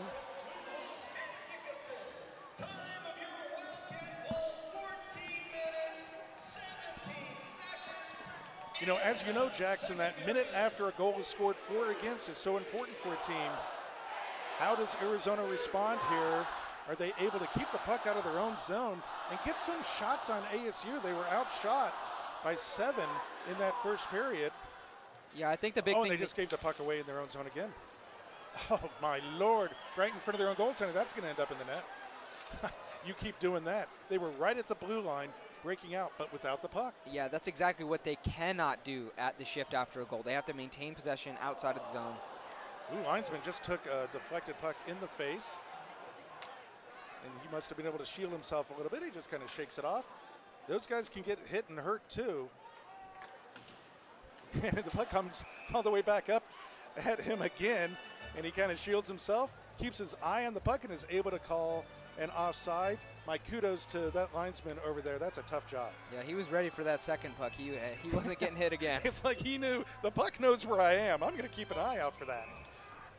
And that linesman comes in to drop the puck on the faceoff just outside the U of A zone. 4:15 to go in the second. Arizona somehow has a 1-goal lead in this game, Jackson. As the puck comes in on Wilson and he makes the save. After so many power play opportunities for Arizona to have a 1-goal lead, I almost, wow, I don't know quite how to explain that. Both goaltenders have played very well. That last goal was just such a textbook backdoor play right on the post. No goaltender's going to stop. Yeah, that. you can't do anything. It's across the crease. He can't move that fast. There's barely any goalies that can. So, I mean, it was an easy goal set up for Josh Larson. He just popped it right in. Now there was one sure goal that I thought Arizona was going to get, and Jack Burkle was there and made a miraculous save. There's nothing he could have done there. Arizona takes a 1-goal lead as the puck comes back into the slot. Arizona briefly is able to keep it in.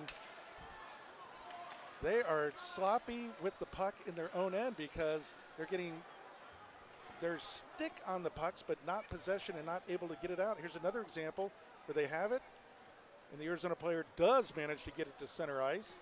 Yeah, the Sun Devils aren't letting the Wildcats take the puck easily from them. They might get a stick on it, but they're not letting them carry it all the way out of the zone. Here comes a Cat all by himself. No, now there's some help coming in. Back down to Ethan Stalyuth. Back into the slot. This is what they want. They want the pinball in the slot. Puck comes out to center ice to Manny Rowe, who waits for the Cats to get out and then just tries to wheel it in. He does. That's what they want here, Jackson. They want mayhem, some chaos in front of that goaltender. And you got to think that's what Coach Berman drew up. And it happens again, but Burkle's able to fall on it. 2:53 to go in the second period. And we have what seems to be just another storybook kind of game in the Arizona State rivalry. It's got everything you expect from this rivalry. We've got Mike Davis, our legendary organist, is back on the organ. We got Wilbur the Wildcat here, and these two teams are giving it their all. Manny Rowe with a good shot through traffic right into the breadbasket of Burkle, and some more stuff afterwards. But that's a good idea, too. Let's get some shots, if they can get through the traffic, in on goal. Yeah, exactly. I mean, at this point, it doesn't really matter the quality of the shot. Just get it down deep, get it on net, and hopefully it comes out for a rebound that somebody can pop in. You know, well, as the great scorers in the game have said, you can't score if you don't shoot. Yeah, exactly. And that's what's been working for the Cats all game. When they get it on net, that's usually how they get their goals, is on those second, third, fourth, and those chances. Well, you're absolutely right. ASU is great at defending the first shot, but there's been some scrambling.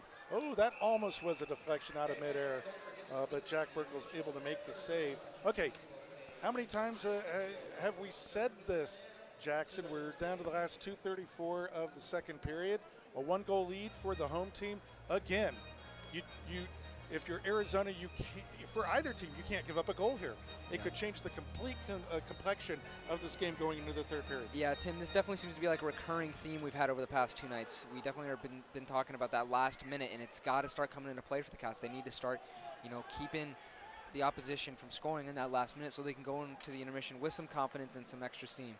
Well, Arizona has talent, but they're very, very young, and they've got to learn this. We're so early in the season, and they've been lucky to have leads, but they've had trouble keeping those leads because they are so young. They've given up goals in situations. They've given up a shorthanded goal. They've given up goals in the last minute of the period. That's why I'm kind of amazed that they have a 1-goal lead at this point with now just exactly 2 minutes to go. We have an icing on ASU. With those kinds of mistakes, the continuous penalties, I'm kind of surprised that Arizona does have a 1-goal lead. Boy, if they can go into the intermission here with that 1-goal lead, it really makes an emotional difference. Now, stick with us, Wildcat fans. I'm going to run down to ice level for a live Facebook video update with head coach Chad Berman. Jackson Peters will finish out the period and then start the second-minute intermission report with Lindsey Carpenter.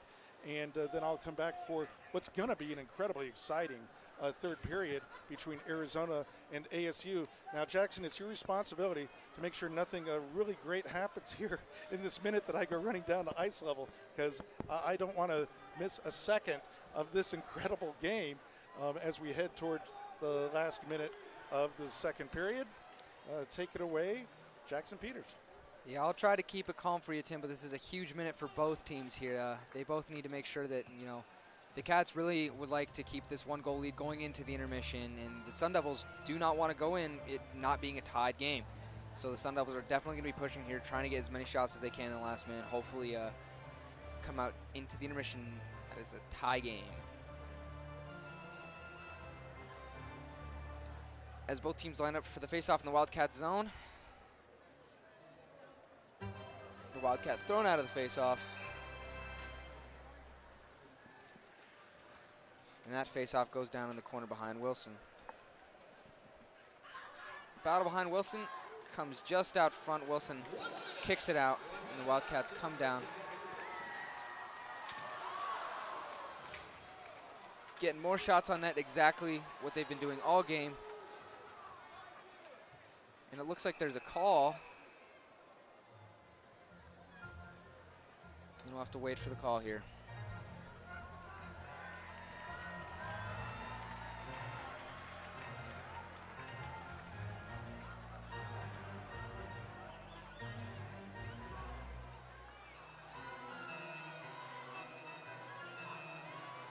Looks like this call will be on ASU Sun Devil Garrett Brown.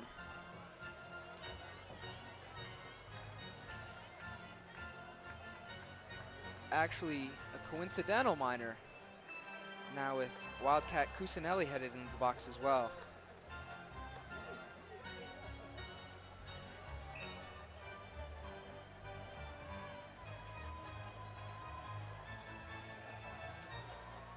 Another face-off in the Sun Devil zone. 2 minutes for roughing. Wildcat penalty on number 15, Anthony Cusinelli. 2 minutes for roughing. Both penalties at 19 minutes, 13 seconds. So that's a coincidental minor on both Sun Devil and Wildcat player for roughing. So it looks like the third period will start off on a 4-on-4 play. The Wildcats send it down behind Jack Burkle with a little scrum in the corner. And the Wildcats get another goal. And it looks like it was number 25, Trey Decker. That'll be his second of the night. Another textbook cross-ice goal. Jack Burkle with no chance there. Absolutely perfect execution by the Wildcats there. And they're going to head into the intermission with a possible 2-goal lead over the Sun Devils.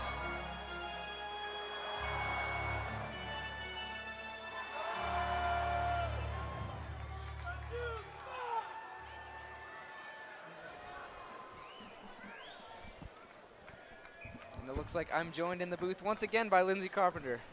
Hello. 10 seconds left.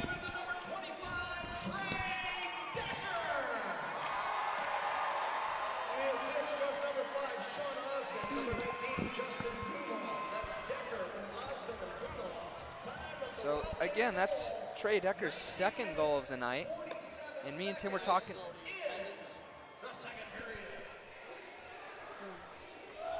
So again, Trey Decker's second goal of the night, and like Tim and I were talking about earlier, it's going to be huge that freshman scoring.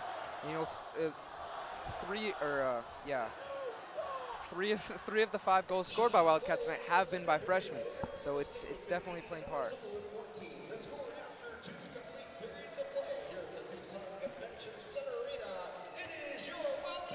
What did you think of that period, Jackson? You know, I thought it was more of the same. The officiating definitely played a huge role in that period, you know, with the Cats being in the box most of the time. And I think it's very lucky for them that, you know, that they are going into this intermission up 5-3.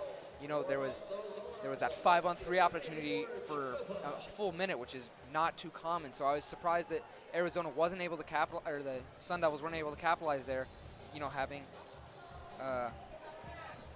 moving around, you know, moving it side to side the whole time. I agree, and I was actually explaining to some of my friends when I was standing in the stands that we had 2 penalties, and there more times than not, teams score on a 5-on-3. Yeah. You never really see teams that don't execute that. So I think we had a really good, we killed that penalty. We killed those penalties really well and had good players on the ice. But again, that was another intense period, and I think that the rivalry is really showing tonight on the ice, and there's a lot of shoving and pushing around. And one of the new guys, he actually got a 2 and 10, as we saw there. So he just left to go sit in the locker room the rest since there wasn't 10 minutes left. Yeah, so he will be coming out, I think, with about 6 seconds into the period. So we'll see how this energy continues on in the third period, because I'm sure that this period will be more emotional than the prior two. And I think, you know, ASU is going to come out really looking to get a quick goal, because they need to get that quick goal so they can stay in this game. Because, you know, if it gets down to like 5 minutes left and they're still down by 2, it's going to be really hard for them to make up that deficit.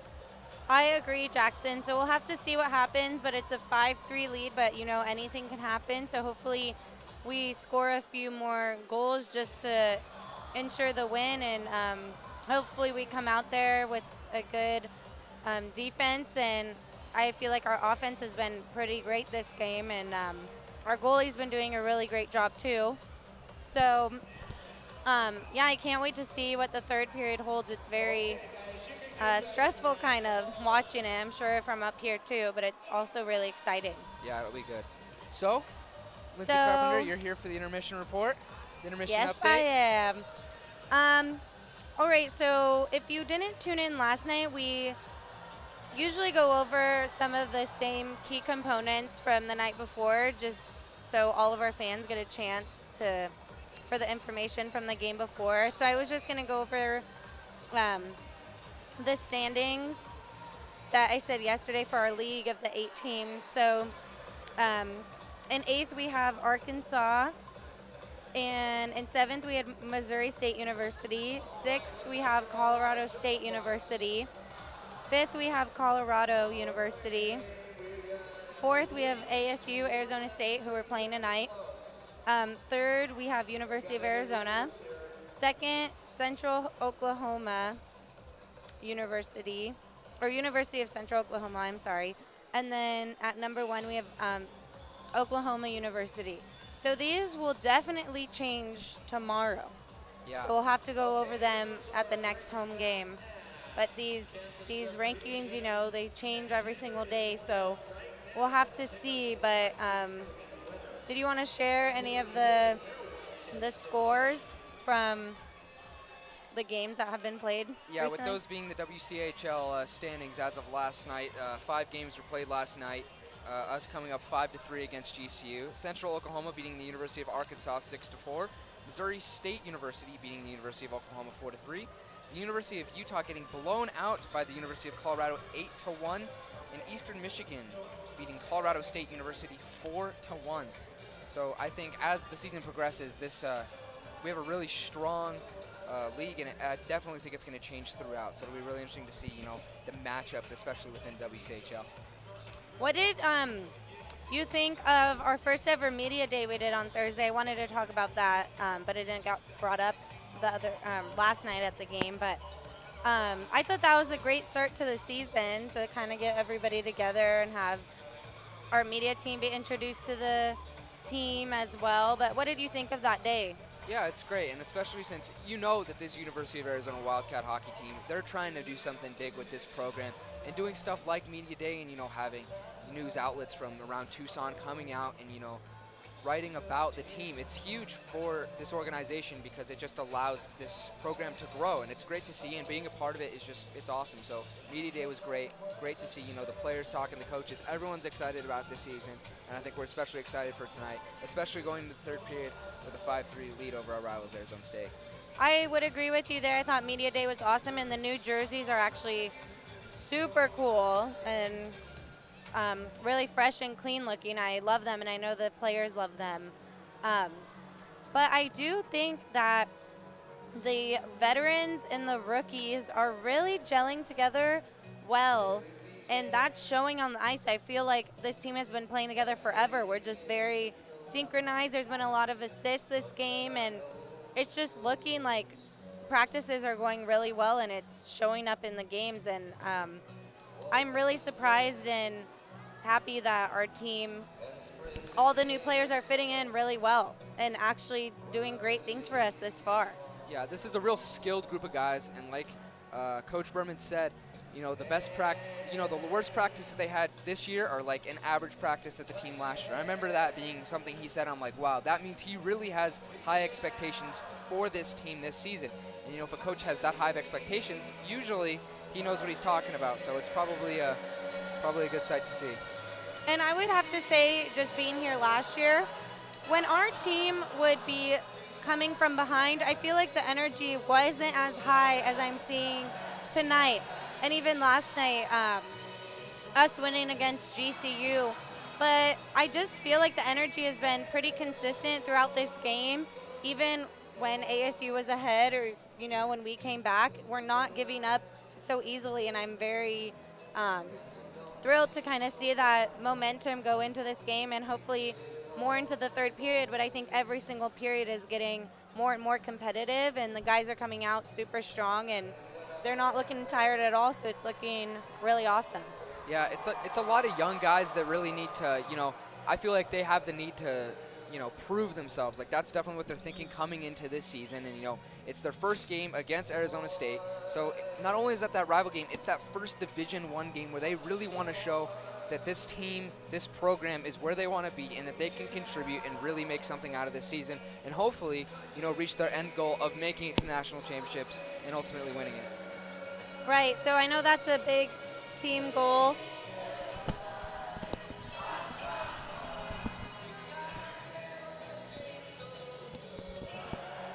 Jackson will be right back. He has to do some media stuff. So I will go over the 2017-2018 ACHA Men's Division I ranking. We also said this last night. So I'm just going to go over it again, and it'll be updated at our next home game. So in 25th place, we have Missouri State University with a record of 4-0-1 with 39 points, and they were not previously ranked. 24th place, we have Western Michigan University with 4-0-0, 74 points. They were previously ranked 25th, so they're right there. 23rd place, Rhode Island with 2-0-0 with 96 points, and they were previously ranked 24th. 22nd place, Kent State University, ranked 2-0-0 with 116 points. They were previously ranked 22nd, so they're right there. Then Delaware, we have at 21st place with 1-1-0 at 116 points. Previously ranked 20th, so they're one lower. Then we have 20th Oklahoma, 19th Arizona, so University of Arizona, that is us. 18th Las Vegas, 17th Midland University, Colorado State at 16th, ASU is ranked at 15th, Jamestown University is ranked at 14th, Liberty is ranked at 13th. We have Colorado University at 12th, Illinois at 11th, Robert Morris Illinois University at 10th, Stony Brook University at 9th, Lindenwood University at 8th, Michigan Dearborn at 7th, Davenport at 6th, Iowa State at 5th. At 4th, we have Adrian University. And at 3rd, we have Ohio University. 2nd, Minot State. And we have 1st, Central Oklahoma University. Welcome back, Jackson Peters. I'm here. I'm ready for this third period to get going. So we just went over the ACHA Men's Division I ranking, same as last night. So hopefully we see the Wildcats kind of jump up in the rankings within the next few days. Yeah, and it's interesting with the rankings. There's a lot of WCHL teams in that. This is a competitive league, and both the Sun Devils and the Wildcats are going to be having a lot of, tough games where they're really going to have to fight for some wins. And if they both really want to make it to nationals, they're really going to have to show that. I agree. So I'm really excited to see what goes on with this third period. It's been looking really good. I think all we have said is positive things. Give or take the penalties, which I'm not sure how Coach Berman's feeling about that, because we've had a countless number of penalties from today and last night. Yeah, and the best part about this game tonight, they play again on Wednesday. So it'll be really, really interesting. And we're actually going to Gilbert for that game. And I know all of us are going to be up there. So stay tuned on Facebook Live. Yeah, this definitely feels like a game that won't be ending today. It's definitely going to carry over into their next game down in Tempe. And that'll be on the Sun Devils turf, so it'll be a different atmosphere. Speaking of atmospheres, the University of Arizona hosts all their games in Tucson Arena, and there are some great promotional nights here at the TCC. Tonight, being the first 1,000 fans to receive a free schedule magnet. So if you were lucky enough to be in attendance tonight, a free schedule magnet. On Thursday, October 26th, against Central Oklahoma, it's Thirsty Thursdays, which means $1 draft beers and $1 sodas. The next night, Friday, against Oklahoma, buy one ticket, get one free. That game is at 2 o'clock. A great opportunity to get some extra people to the game. On the 28th, again, against Oklahoma, it's buy one, get one free popcorn, and it's also School Kids Day. So be sure to get those kids out here. It's a 2 p.m. game. Nothing wrong with some free popcorn, if you ask me, Lindsay. I love popcorn. Who doesn't? On Thursday, November 2nd, against Colorado at 7:30 p.m., another Thirsty Thursday, $1 draft, $1 soda night. I know the fans love that night. I love soda. I'm sure there's some college kids who love the draft beer night. So if you're watching online, want to come to the TCC, great night to do it. The next night, Friday, against Colorado State, Military Appreciation Weekend. $5 ticket with any military ID. And the best part about that, if you have your military ID, it's $5 for 2 tickets. So if you have a military ID, great time to come out to the game. On the 4th of November, Saturday, against Colorado State at 2 p.m., it's $1 hot dogs, and again, it's still Military Appreciation Weekend.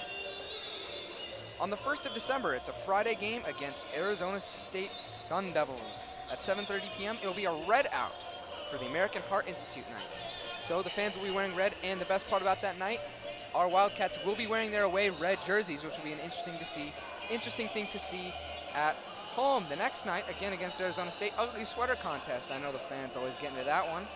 So then there's a little break over winter break for all the players to go enjoy. All of us, all the players. So the season will start back up on the 5th of January, Friday against GCU, and it's buy one ticket, get one free. And that's not just for our military ID holders, that's for everybody. So be sure to grab a friend and bring them down to the TCC. The next night against Grand Canyon, again, it's 50% off Macho Nachos. I had some Macho Nachos before the game. Oh, wow. Where was I? I don't know, Lindsay. I know we talked about sharing those last night, but all right. Duly noted, Jackson. You know what? On the 6th of January, we can share a couple. All right. I'll write it in my schedule. On the 12th of January, Friday against Utah at 7:30 p.m., it's Nova Homeland's Teddy Bear Toss. That's always my favorite night of the year, seeing all the Bears go on the ice after the first goal. It's real exciting. The next night, Saturday against Utah, it's Pink the Rink. It's ladies' night. Ladies in pink get one free cotton candy. So, Lindsay, I'm sure you'll be wearing pink for cotton candy. So Friday, Saturday, the 19th and 20th of January, the Wildcats will be hosting the Milwaukee School of Engineering. On Friday, it's the First Responders Night, $5 tickets with an ID. Again, 2 tickets per ID. And on Saturday, Pucks and Paws, $1 hot dogs. That was a fun game last year. All the fans brought their puppies out and their dogs, and that was really fun. What's better than puppies in hockey, Lindsay? Absolutely nothing.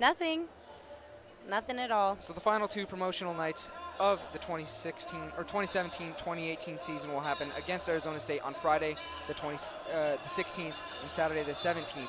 Friday being a blackout where the Wildcats will be wearing their 3rd alternate jerseys, the black ones, and they will be going off for auction after. And then the final night, Saturday the 17th against Arizona State at 4 p.m., it will be senior night where they will be recognizing all the seniors on the team that have been here for years, really committed to the program.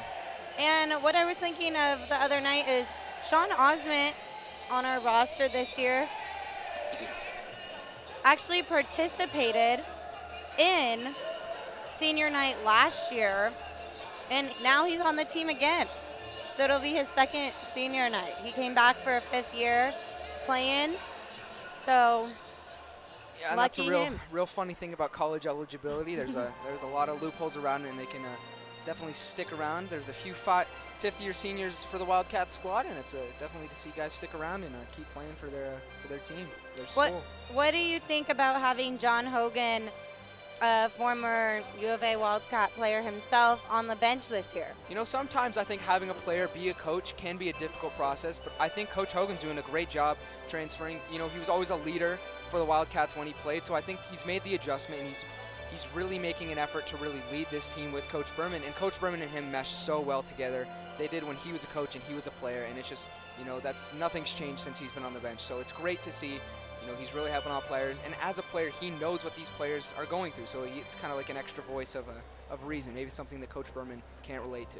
I would have to agree, and I think I asked some of the guys that weren't dressed today what they thought, and some of the new players, it was actually kind of funny. They said, we didn't know who this guy was. Like, we thought he was, you know, like a 30-year-old, like, coach, because John Hogan, he's very mature for his age, and he looks way beyond his years. So when they found out he was actually U of A Wildcat hockey alum, they got really excited, and I'm sure that puts a little more comfort into just the players and, you know, practices. I know just having somebody who is recently a player makes it easier to talk to, and they can relate more so than coaches can. Yeah, and with those incoming players, it's great that, you know, they don't know that he was a former player, because that's sometimes what former players have a hard time doing, becoming a coach, is they can't make that adjustment.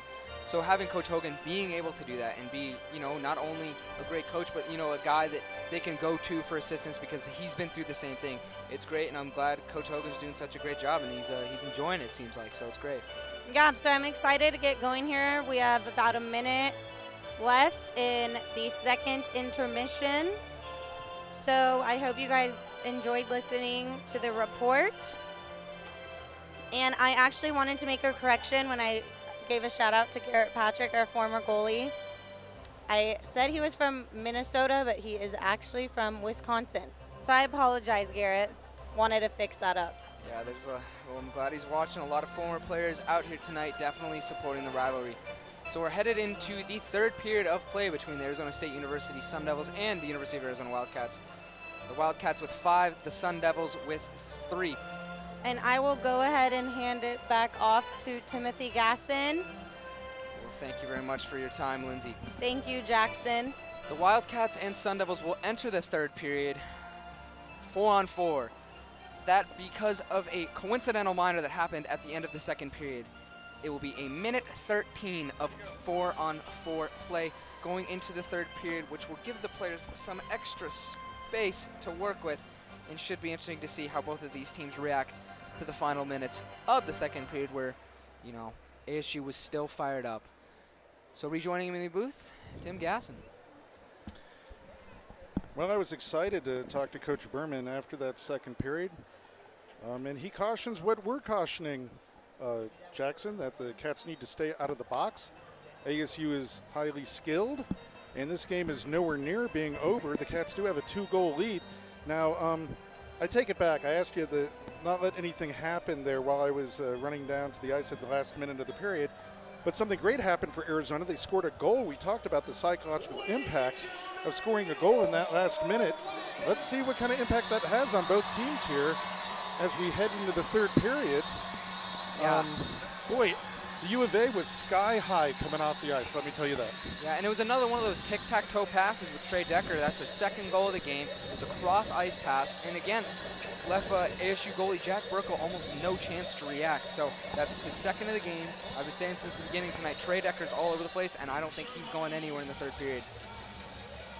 So Decker with that last minute goal for Arizona, and they have a 2-goal lead going into the third period. But boy, like I said, they're not out of the woods. Arizona State is very impressive when they have the puck in the zone and are able to set up. And very impressive on the power play. But so far, Arizona's been able to dodge most of those bullets and have a 2-goal lead going into the third. But boy, they got to control their emotions and stay out of the box if they expect to actually win this game. So an exciting 20 minutes to go Yeah, the Wildcats definitely need to back off, especially when they're finishing checks behind the play.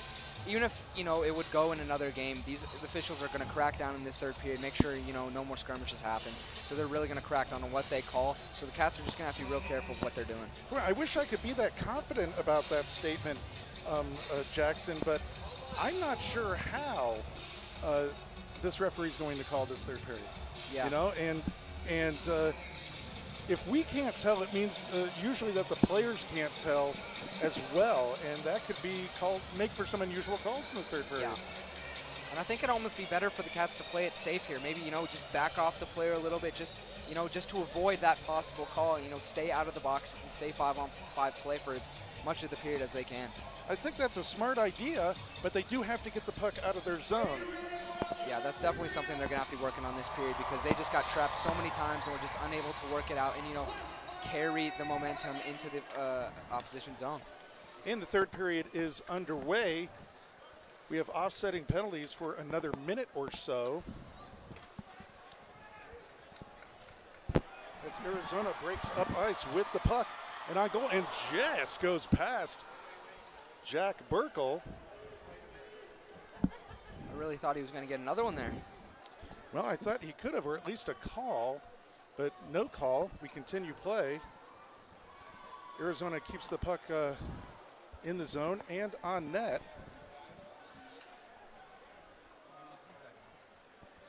It's good to see the Cats keeping it in the zone here.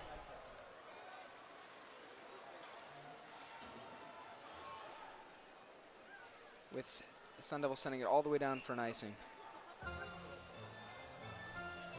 So I'd say that's a pretty good execution of keeping it in the zone by the Cats, or something they didn't do a terrific job of in the second period.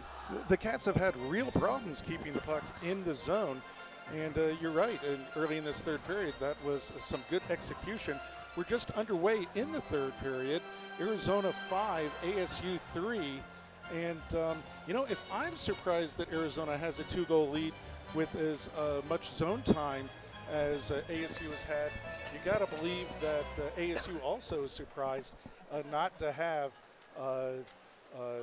to have a 2-goal lead on Arizona State. Yeah, absolutely. And I think that's definitely got to set in some kind of frustration for them. They're going to, they probably feel like they should be able to be up right now with all those calls they've been getting. So they're definitely going to be working extra hard here. Arizona gives up the puck.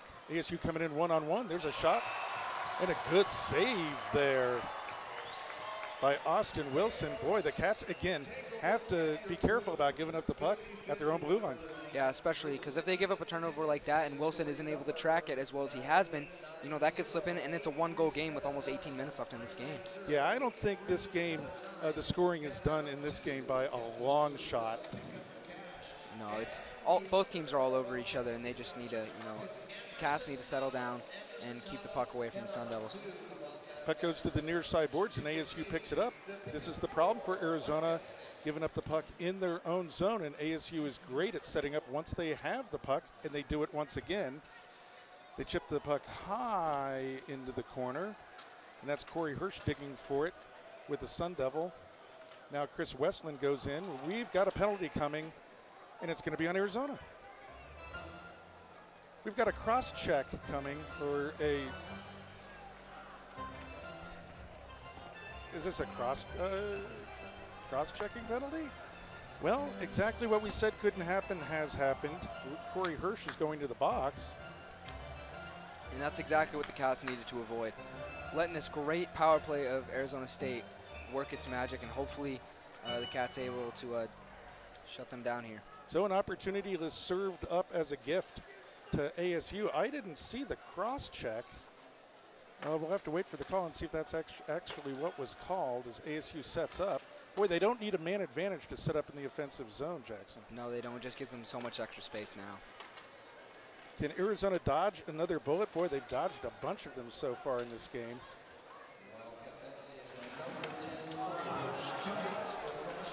Yeah, it's a cross-checking call. I sure didn't see it. And there's a shot high and wide. Boy, ASU is able to walk so close into the goal and get good opportunities as they keep the puck in. Arizona not able to get control of the puck. Yeah, they're moving the puck so well around the top. There's a deflection that goes wide. Arizona with the puck on their stick and again not able to get it out. Good save there by Austin Wilson, but the puck doesn't come out of the zone. Yeah, the Sun Devils holding a really tight point, not letting pucks get past them. A minute to go in the power play as it's sent down, and now it's on the Arizona stick, and they just barely get it out of the zone. Boy, you got to believe that not only will the power play be worked on this week in practice, but also clearing the puck, the penalty kill. And I think that goes for both even strength. ASU just dived. That was a dive trying to get a two-man advantage there. The referee did not bite on it, but I would have blown the whistle and called a dive on ASU there. That was an attempt at getting the official to call a penalty. Yeah, that was a pretty weak stick that the Cat was giving him. I mean, personally, I didn't think that guy was big enough to, withstand that one. But the Sun Devils, they've definitely got to be in desperation mode here. They definitely feel like they need to get one right now. Well, and they've also been the recipient of some calls that shouldn't have been called. And so I think that's why you dive. Yeah. Hey, maybe they're going to call it. Maybe we'll get a two-man advantage out of this. Okay, the Cats have dodged another bullet. They've killed another power play, and now they got to stay out of the box. Oh, icing is waved off there, and the Cats with the puck on their stick just send it blindly up the boards and don't get the puck out. These are dangerous, dangerous things. They still don't get the puck out, and it comes back to the slot. The Cats kind of panicking there. The puck was on their stick, and they just turned and wheeled it up the boards without seeing where they were going to send it. The only worst thing they could have done there is turn and, without looking, wheel it to the center of the ice. At least they didn't do that. Yeah. Excuse me, the Cats really need to take that extra second. Instead of just throwing it up the boards, they need to stop and just try and make the best play that they can instead of rifling it up the boards, because those Sun Devil defensemen know that that's probably what they're going to do, and they're just going to get it right on the wall and shoot it down to the other defenseman, and they're going to try and get a shot off that'll deflect in. 15:40 to go in the game. Arizona still with a 2-goal lead, but ASU is not going away as they break in over the ice, over the Cats' blue line again, excuse me. Now the Cats with their stick on the puck, they send it down. Is this going to go for an ice? They should wave this off. No, they perhaps shouldn't. That's an ice. And the puck will come back into the Arizona zone. If there was a stat, if we had the stat available to us for zone time, like a possession time in football, I got to believe it's 2-1 for ASU in tonight's game. Jackson, they've really set up and kind of lived in the Arizona offensive zone. Yeah, they've definitely been dominating the possession of this game, and the Wildcats really need to start and take over. If they can control the domination of the puck just for the last 15 minutes of the game, they can probably be coming out of this game victorious. No, they ice the puck again. I get the idea that's not going to be the last icing that Arizona is going to take in this game, is they got to relieve the pressure any way they can. Yeah, they're definitely just looking for any way to, get the puck out of their zone, and if that means another face-off, they seem to be fine with it. I think they're just trying to really relieve the pressure off of Wilson and trying to give him the least amount of shots that he can face as possible. As the Cats wheel it around. Again, just another one of those chip passes off the boards, but they were lucky enough to get it out this time. Well, the Cats were able to generate more shots in that second period. Arizona with 14 and ASU with 17. I mean, this has been a high shot game, a lot of shots by both teams, and they've definitely won it. Almost another one there. Check that, 14 for Arizona and 15 for ASU in that second period shots on goal. So they've evened that up somewhat. Most importantly, there's a shot that got away from Austin Williams' glove and bounced out to the near side boards as the puck stays in the Arizona zone. Ryan Olsen with the puck on his stick. Is he going to be able to get it out? No. As 3 Cats are there with the puck, and they do manage to finally get it out. And there's a one-on-one and a good save off the stick of Trey Decker, who already has a goal here tonight. But wow, it's almost like the Cats are snake bit with the puck on their stick, not being able to get it out of their own zone. Yeah, and I think that has a lot to do with the pressure that the Sun Devils are putting on them right now. They're going after it quick. Now the Cats break up ice 3-2 over the blue line, but without the puck, are they able to get a shot? No. And you see, there's another example. There could have been a hold or interference call there on ASU, not called, and play continues on as the ASU player, number 9, Mike Leone, kind of trips on himself, and this big crowd enjoys that. But the puck stays in the Arizona zone. No laughing matter there as the Cats come away with it and do get it up to the point, but not out as ASU is able to keep it in the zone. Sean Osment in there digging for it. Now Ryan Siegel, and it comes back up the boards. Does it come out of the zone? It finally does, but ASU exits the zone and sends it right back in. 13:21 to go in the game. Arizona with the 2-goal lead. Are they able to break out of their own zone? They do. Now over the blue line is Cusinelli for Arizona. The shot comes in on goal. It's around. It's a wraparound. It's right in the crease. Good save there by Jack Burkle for ASU, going post to post there. The wraparound almost worked for Arizona. Boy, they need to get some more shots on goal and kind of take the pressure off their goaltender, Austin Wilson, who's having to make a lot of saves because of all the zone time here for Arizona. And Irish a 2-on-1 for Arizona coming down. There's going to be more of these opportunities. There's a shot to goal! There's a shot to goal! There's a Wildcats score! Cats take a 6-3 lead! I think that was Ty Griffith with the goal. And that shows just exactly what happens when these Cats get the puck out of the zone finally. They are able to capitalize. As soon as they get it out, get shots on Jack Burkle, they're able to pop it in.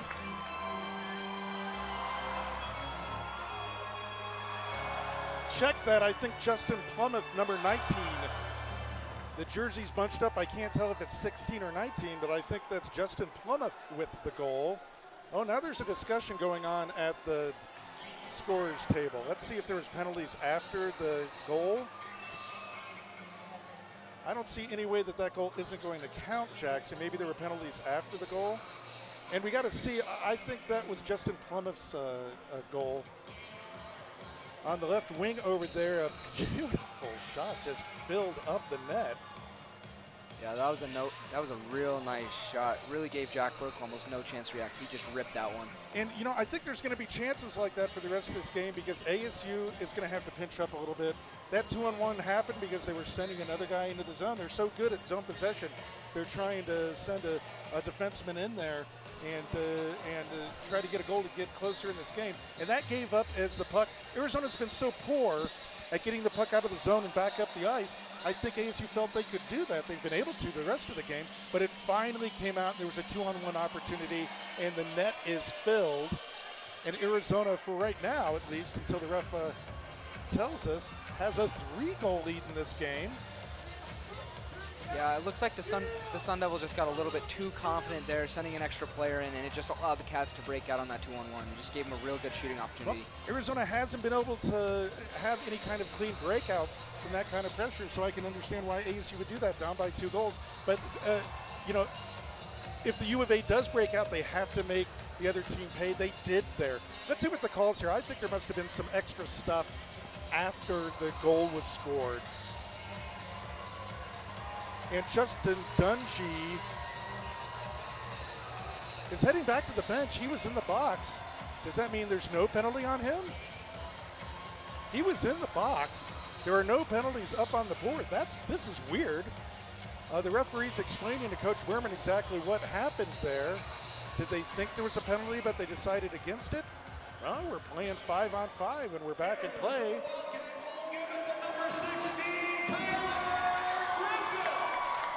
Okay, I was right the first time. It was 16. Tyler Griffith with the goal. Couldn't happen to a nicer guy. Ty Griffith, senior on this Wildcat squad. And a beautifully executed shot and goal by the Wildcats, making ASU pay for pinching in. Yeah. Oh, and the puck goes right through the slot again. The Cats are really crashing now. But, boy, they got to back check, and they got to get the puck out of their zone. There's Roy Grandoff. Careful of a hold there, Roy. He lets go of the Sun Devil. And the puck comes to center ice. Cats tried to throw it forward. They're going to have opportunities for some 2-on-1s and breakaways for the rest of this game. I get the idea because of how ASU is having to flood the zone and get in to get some scoring chances. Yeah, especially that's how they got their first goal. They need to stay on top of the Wildcats if they want a chance of getting back into this game. There's a puck that goes out of play. So the face-off should come out of the zone unless it was deflected by an Arizona player. It's going to stay in the zone. They say it was deflected out of play by an Arizona player. 11:34 to go.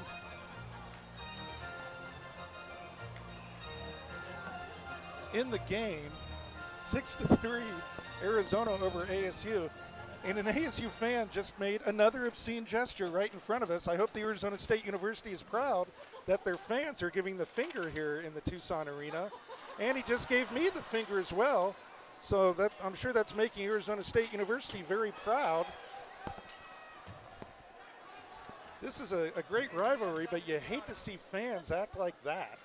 Yeah, it's a rivalry that should be carried out, you know, on the ice with these players battling hard. Boy, there's nothing wrong for cheering for your team, but that kind of stuff has no place in college athletics and college sports. No, absolutely not. I mean, leave that kind of behavior to the players, and hopefully they don't even do it themselves. So. And don't get me wrong, you know, every university is guilty, their students and fans are guilty of that kind of stuff. It's just disconcerting when in our broadcast position an ASU fan is right in front of us giving us the finger. Yeah, of course.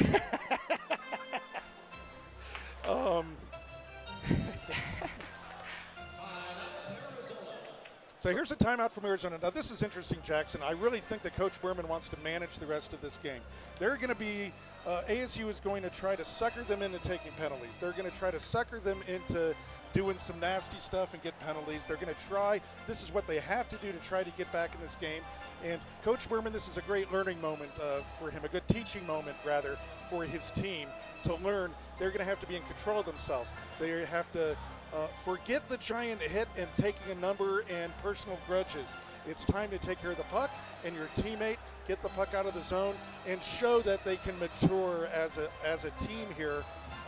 They enjoy a 3-goal lead with 11 minutes to go, and he's saying the game isn't over. Now prove you're the better team. Yeah, and this 3-goal lead, you know, it's 11 minutes left in this game, excuse me. They don't need to get any more goals. They need to hold the lead that they have, and they need to keep the puck out of their zone as much as they can and keep the Sun Devils to the outside, and don't let them have those, you know, those bouncing around pucks in front of Wilson, so he has the best opportunity to make those saves. And so hopefully they can, you know, keep this 3-goal lead here. I don't believe for a second that the scoring is done in this game, though. No, absolutely not. But I think that Coach Berman's first intent here is to keep, you know, keep Arizona State away from Wilson as much as they can and keep them out of the zone. Yeah, you know, Arizona State, it's weird for being down 3 goals. I would think that the score was flipped from the amount of zone time and good chances that ASU has had. You know, we were talking before at the beginning of the game that senior Austin Wilson had to play a strong game, and he's made the saves that he needs to save when he needs to make them, and he just made another glove save. He looks confident and calm in goal here, and that's what you want out of your senior goaltender.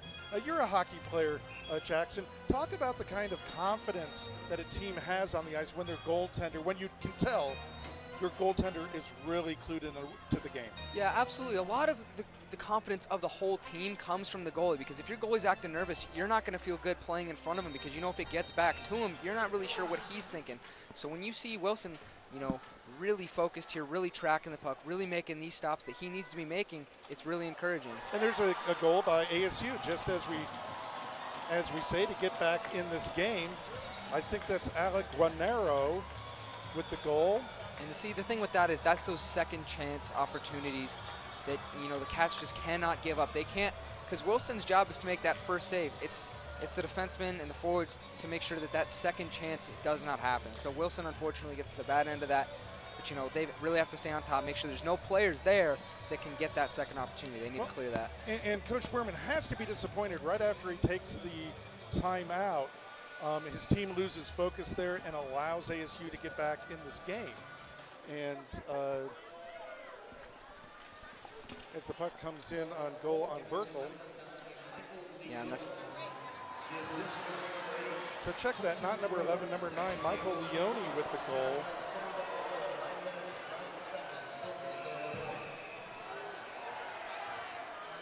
And the Arizona fans, big crowd here tonight, chant, "Who cares?" appears as though the Arizona bench is upset about something. I'm not sure what yet. Well, they're upset because they're going right back in the penalty box. Josh Larson, who has a goal tonight, going back into the box. Yeah, this is exactly what the Cats needed to avoid. That goal that Arizona State just obtained is going to, give them a little bit of a morale boost here, and giving them that power play that's been working great all night. An opportunity isn't what they want to do here. You see, there's a lot of time left in this game. There's 10:33 to go in the game, and suddenly that 3-goal lead is a 2-goal lead, and now the opportunity is to go back down to a 1-goal lead. So there's a good, Manny Rowe just powers over his man. Greg Randolph in on a slight breakaway. Throws, just goes wide as the puck comes back out to center ice. The Cats have to be careful about their offensive chances. Manny Rowe gives the puck right back to an ASU player, but Wilson is there to make the save. They got to be careful about trying too many offensive chances and taking opportunities there on the power play. Their first job is to kill this power play. Yeah, they need to keep that puck away from this middle of the ice, because as we've seen all night, these Sun Devil players, they always send one to go attack, and if it gets in the middle like that, they can pick it up and steal the puck and get a good shot on goal. That thankfully there, Wilson was able to stop, but don't give him enough time, he might not be able to make that save. Greston Ames with the puck. ASU setting up once again, excellent in the offensive zone. Back to Ames, he takes a shot that deflects over the net. Arizona has their stick on the puck and don't get it out. And it looks like we're finally going to get a call against Arizona State. We're going to even this up? What are they going to call? What's the call here? And it's going to be called a slash. You just never know. One referee I remember who was a good sport and had a good sense of humor used to tell me he was like, sometimes if he wasn't sure, it was kind of like penalty roulette. I'll call it a slash. And check that, Tim. I believe that was a call for an elbow. Okay. On Alexander Lofink. And because I'd ask him, that was obviously not a slash, it was an elbow. Yeah. And he'd say, they're all 2 minutes, Tim. I guess there is some truth to that.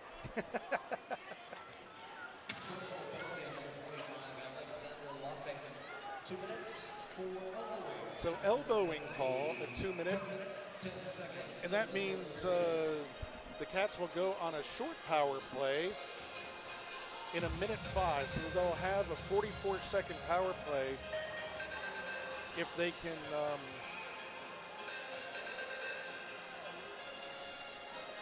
skate even here for the next 1:05. Yeah, if they can hold this, maybe they can get that goal they just gave up back, and that'd be huge for the Cats here. It would be huge. There's a lot of time left in this game. We're now under the 10-minute mark. 9:28 to go in the game.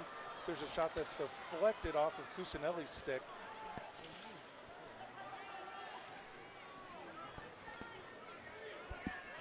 So ASU comes back in over the blue line. Now there's an obvious interference call right at the puck. The ref just looked at it and skated away as play continues on. Yeah, and there are occasional games like this where, the officials aren't working with you, so you're just going to have to play and, try to do the best you can and stay out of the box. There's the referee getting in the way of the puck, which is not his fault. The puck just sometimes ends up at the referee's feet, but U of A is able to get it out and down the ice, and we'll have an icing on Arizona. 13 seconds to go in their penalty. Then they go on a short one-man power play. And there the Cats were able to get out of the zone for a little bit, so hopefully they can just continue to do that for the rest of this game. Earlier an Arizona player was called for interference for taking a check a second after the puck was gone. ASU does the exact same thing. Even the puck was just still there and there's no interference. I don't know how players are supposed to figure out how to play when the same call is so different. Mm-hmm. Finally out of the zone, the Cats look like they might be able to start moving the puck around a little bit. And they're on the power play now for 30 seconds. The puck comes back to the high slot. Manny Rowe with it. Got to be careful of the block as he sends it in. And a good save by Burkle. But that's a good idea. That's a shot that's above a stick height for the goaltender. You want it to bounce off of him. It was up near the crest, and Burkle makes the save. he's played well tonight, even though he's given up 6 goals, just like Austin Wilson has played well tonight, even though he's given up 4. Yeah, he's made a lot of good saves tonight, like that diving save in the first period of the game. But the Cats are just, it's a lot of those second and third chances that have been going in for him. So it's those rebounds that he really can't control that the Cats are capitalizing on. It's interesting how much less space Arizona has on the power play than ASU when ASU has the man advantage. They definitely have some work to, and Austin Wilson has to freeze the puck there. They do have some work to do on the power play of creating open ice and finding where the open man is. ASU further along in that development, at least early in the season. We did mention they've played 4 more games this year than Arizona. It's tough to get that kind of offensive play together early in the season, especially when you have 15 new players on your team. But that's certainly one of the deficiencies Arizona needs to work on. Yeah, are they able to get the puck out of the zone? They are finally.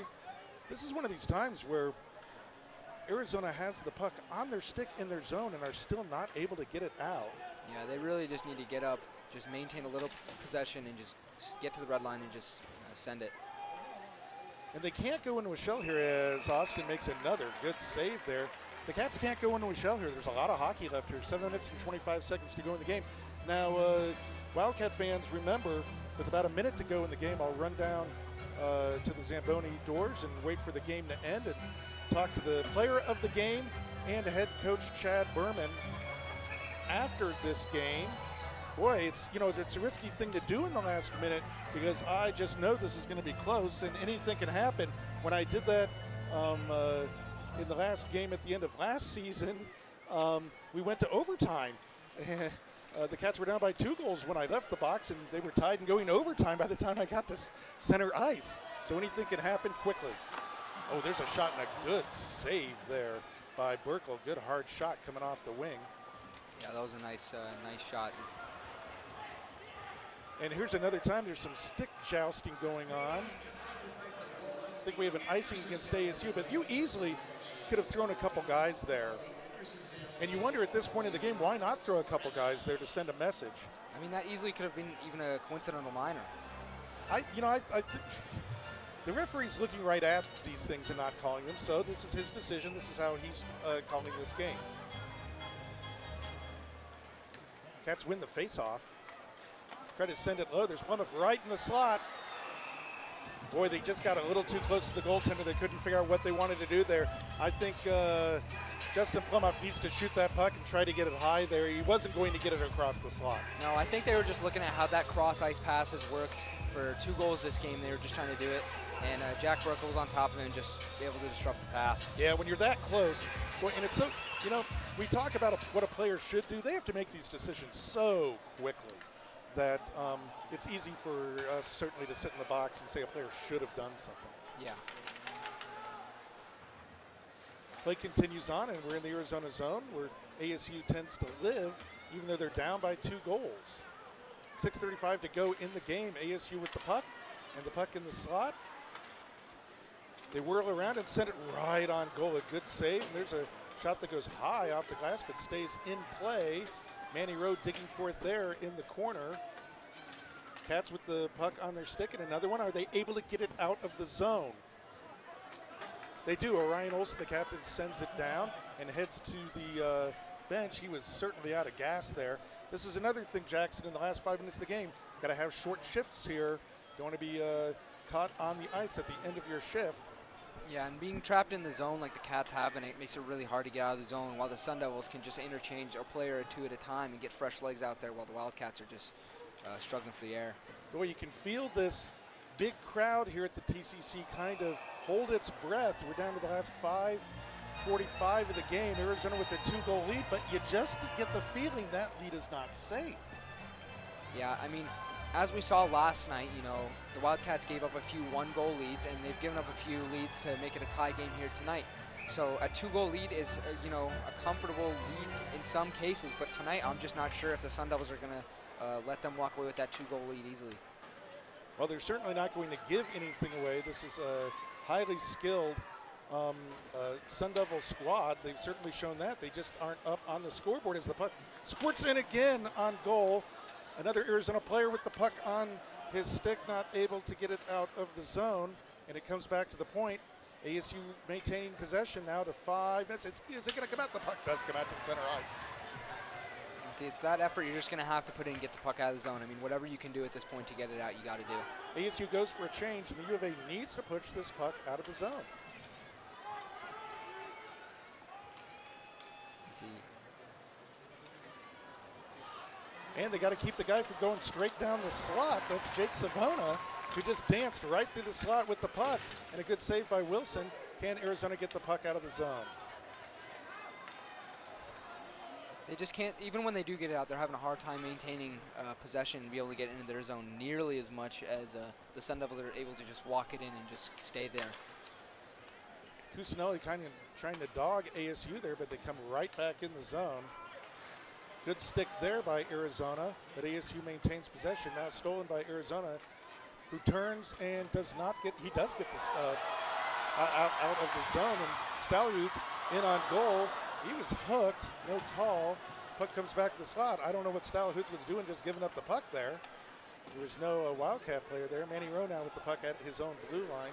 4 minutes to go in the game as that pass is intercepted. Manny Rowe with another mistake, but a good stick there to deflect it out of play. Yeah, and it's those deflections and those block shots that are really going to help Wilson out here in these last few minutes. Just try and keep as many shots away from him as possible. Just try and keep it out of the zone and just make Wilson have to work as little as he needs to. I have somehow managed to survive more than 30 years of these games, Jackson. I have no idea how, because they're always exciting, they're always hard fought. These two teams are almost always really evenly matched, and they really care about this game. This is great college hockey. Yeah, and this is, of course, no exception to the rivalry. We knew exactly what this game was going to be, and it's shown up to be that. Both of these teams really want to win this game. There's Captain Orion Olson, and that's a goal. Orion Olson puts another puck in the net. Goal, University of Arizona Wildcats! Another beautiful shot. Orion Olson looked like he was at the end of his shift and didn't have much gas there. And he, the captain of the team, wow, gives Arizona a 3-goal cushion again. Sometimes when a player gets a puck in a spot like that, they get that extra little win, and that's exactly what it looked like Orion got, and just put it right past him. Woo! 3:44 to go in the game. Arizona with a 3-goal lead. Wow! Anything can happen, and usually does, of course. Wow! But this game is not over. I want to get a megaphone over to the Arizona bench, who are all standing. The game isn't over. Yeah, and you as ASU is right back in the Arizona zone.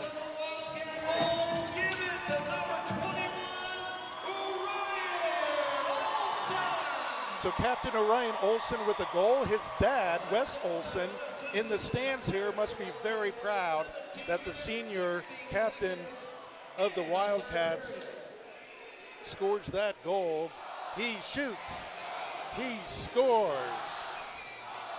And the U of A fans, another classic chant here, "It's all your fault," to ASU goalie Jack Burkle. But in his defense, now this is really weird for Jackson for me to say. You can disagree if you think I'm wrong.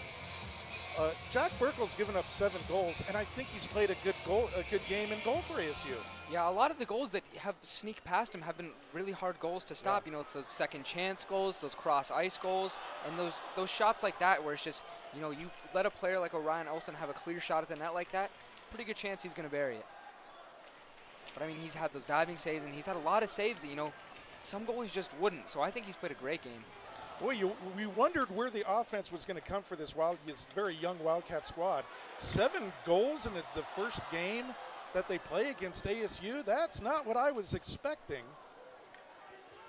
No, and Trey Decker and Orion Olson both with 2 goals apiece. This is going to be hard to pick a player of the game. Ooh. There's a big hit with Orion Olson behind the net. Now we got to watch for some strange stuff, and we've got a penalty on ASU. This is going to be called. Yeah, I think that's a mandatory call. You can't make a hit like that on a player when he's facing the boards like that. That's dangerous. Very dangerous. We're lucky that Orion Olsen is not injured there. So just 2 minutes and 19 seconds to go in the game, and ASU will go into the box.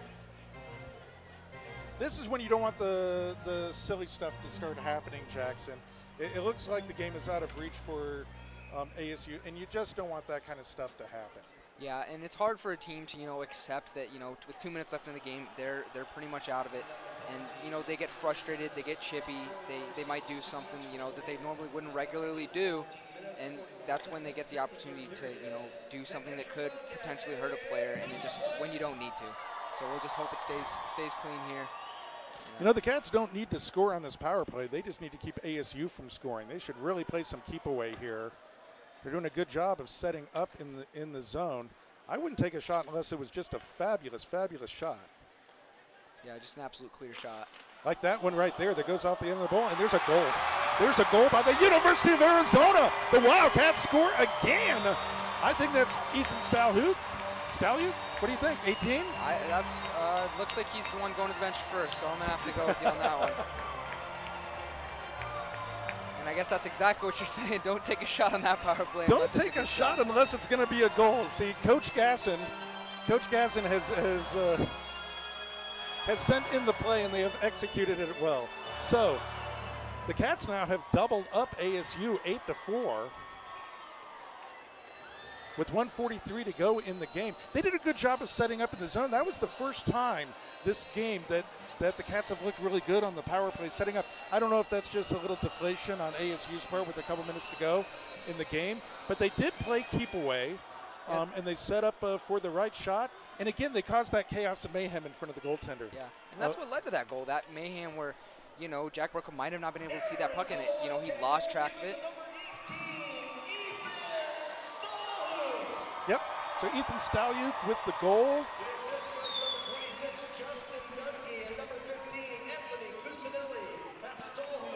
Wow, the floodgates have opened now. And you were correct about the scoring for this team not being done yet tonight. So,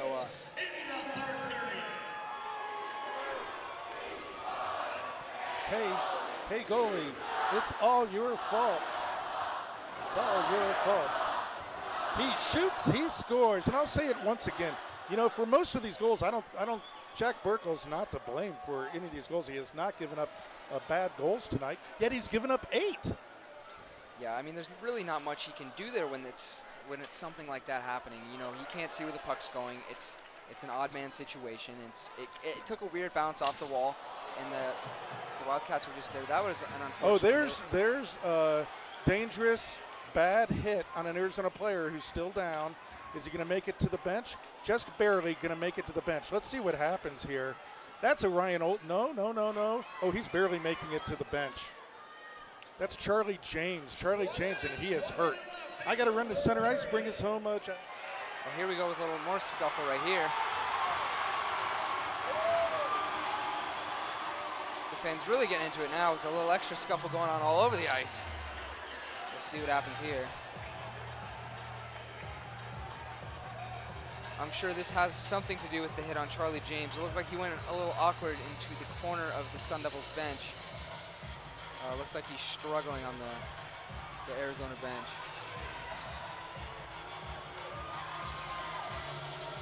A Sun Devil now in the box. We'll see if any Arizona players, and it looks like it's going to be another coincidental minor here.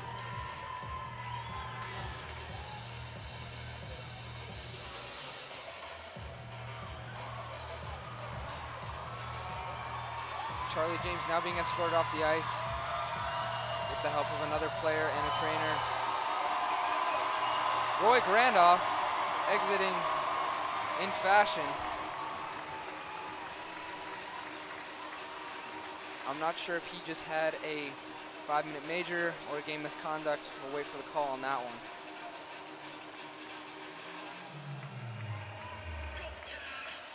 Charlie James now off the ice with the help of some team personnel. We'll hope he's all right.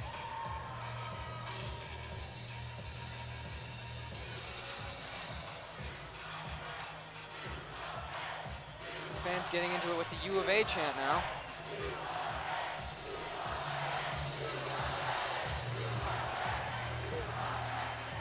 Definitely not the scene the ASU was hoping to be in at this point in the game, especially after how they concluded the last season here at the TCC, getting swept in overtime fashion by the Wildcats.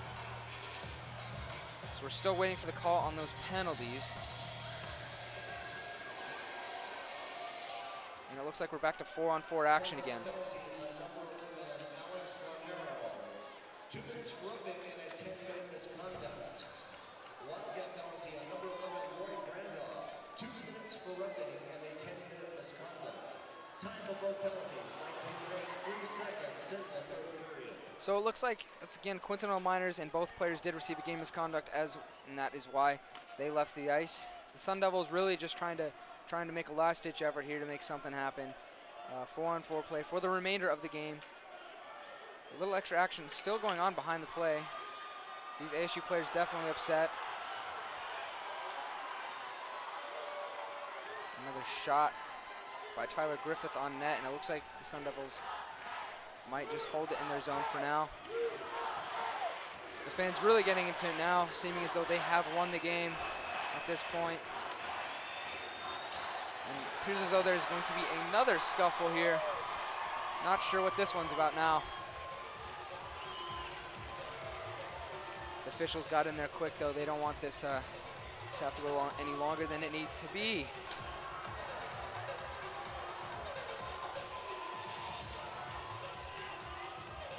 And I believe that was the official motioning to run the clock.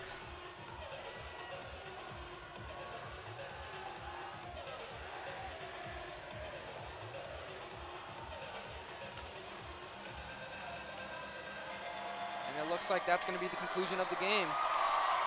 And the Wildcats will win this one, 8-4. Both teams thrilled with this effort.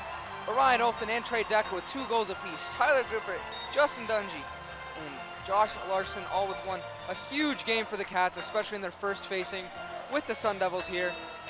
It's a hard-fought game by both teams. Definitely some extra calls. Definitely an exciting game for the Cats, and they have to be thrilled with this win here tonight. The Sun Devils definitely not the way that they wanted this game to go. But however, for both teams, it's a good opportunity for all of the new players. 20 for the Sun Devils, 15 for the Wildcats to really get a taste of what this rivalry means. So the fans here sticking around, very excited that the Wildcats have won this game. So now as we wait for Tim Gasson to head to center ice,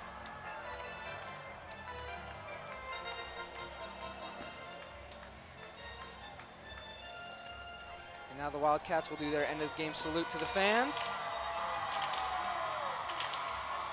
Something the fans are always happy to see.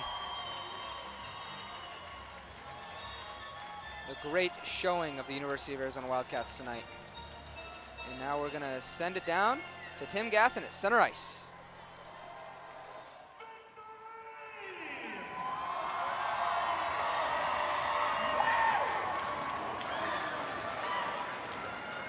All right, I'm with the player of the game. This is Trey Decker. Trey, you're just a freshman. This is your very first game against Arizona State University. What do you think? Yeah, I mean, there's a lot of emotions. There's great atmosphere playing here for the first time with like this many fans and everybody able to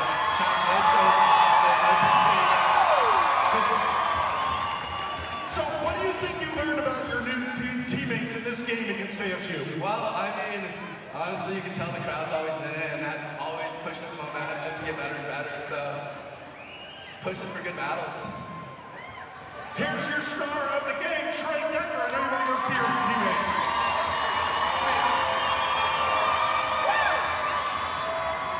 Now here's the head coach of the University of Arizona Wildcats. This is Chad Berman. Coach, for an Arizona fan, there is nothing better than playing well against ASU. What could possibly be better than actually beating ASU? Well, when you can do it with Michael Davis on the organ, let's get that.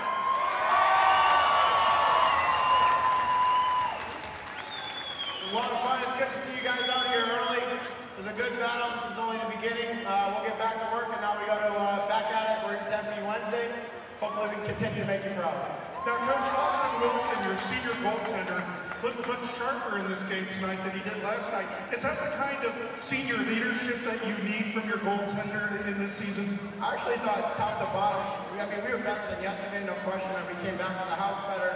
We were chipping out better, but we still aren't executing at the level we should. So, you know, we've only been on the ice 2 weeks still, so it's going to get better and better. But, you know, what I've been telling everybody is the way we go to work every day, there's a consistency about us. And I think this group has the potential to grow and do whatever it wants. Now, the score is 8-4, but that kind of belies the fact that this is a very talented ASU team. They had a lot of time in your zone, a lot of good opportunities. This has got to be, for your very young team, a real confidence builder. Well, you certainly hope so, and you know our job now is to stay even keel. They got a good team there. That's 17 and 25 can skate, so we got to be aware of that. You know, hopefully we continue to get healthy here. You know, it's all zeros now, and let's see how Wednesday shakes out. Ladies and gentlemen, show your appreciation for head coach Chad Berman.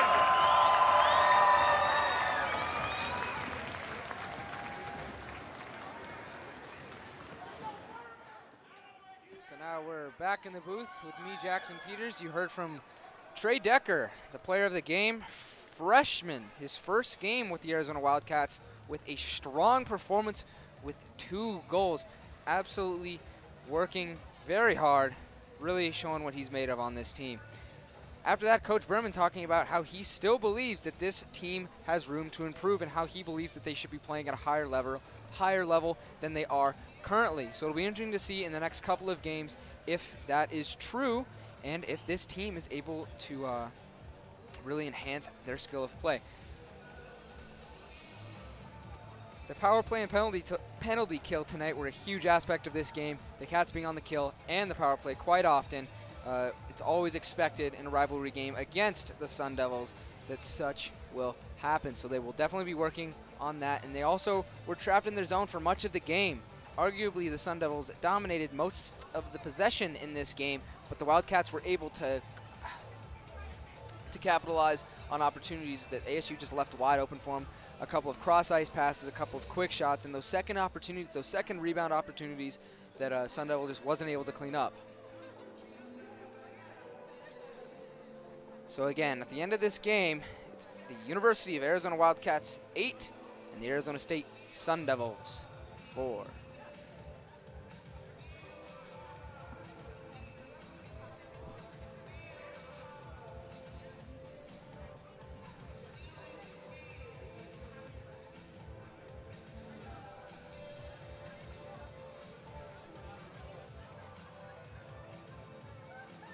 Now joining me soon again in the booth, the voice of Arizona Wildcat hockey, Tim Gasson. Until then, again, a great performance by the University of Arizona Wildcats, absolutely showing what they're made of, and according to Coach Berman, they still have a lot more to prove than that, and hopefully that will hold true. With so many freshmen on the team, it is good to see freshmen like Trey Decker performing so well, and Justin Dungy, both with goals tonight, both showing that they can handle themselves on this Arizona Wildcats team. Joining me now, Tim Gasson.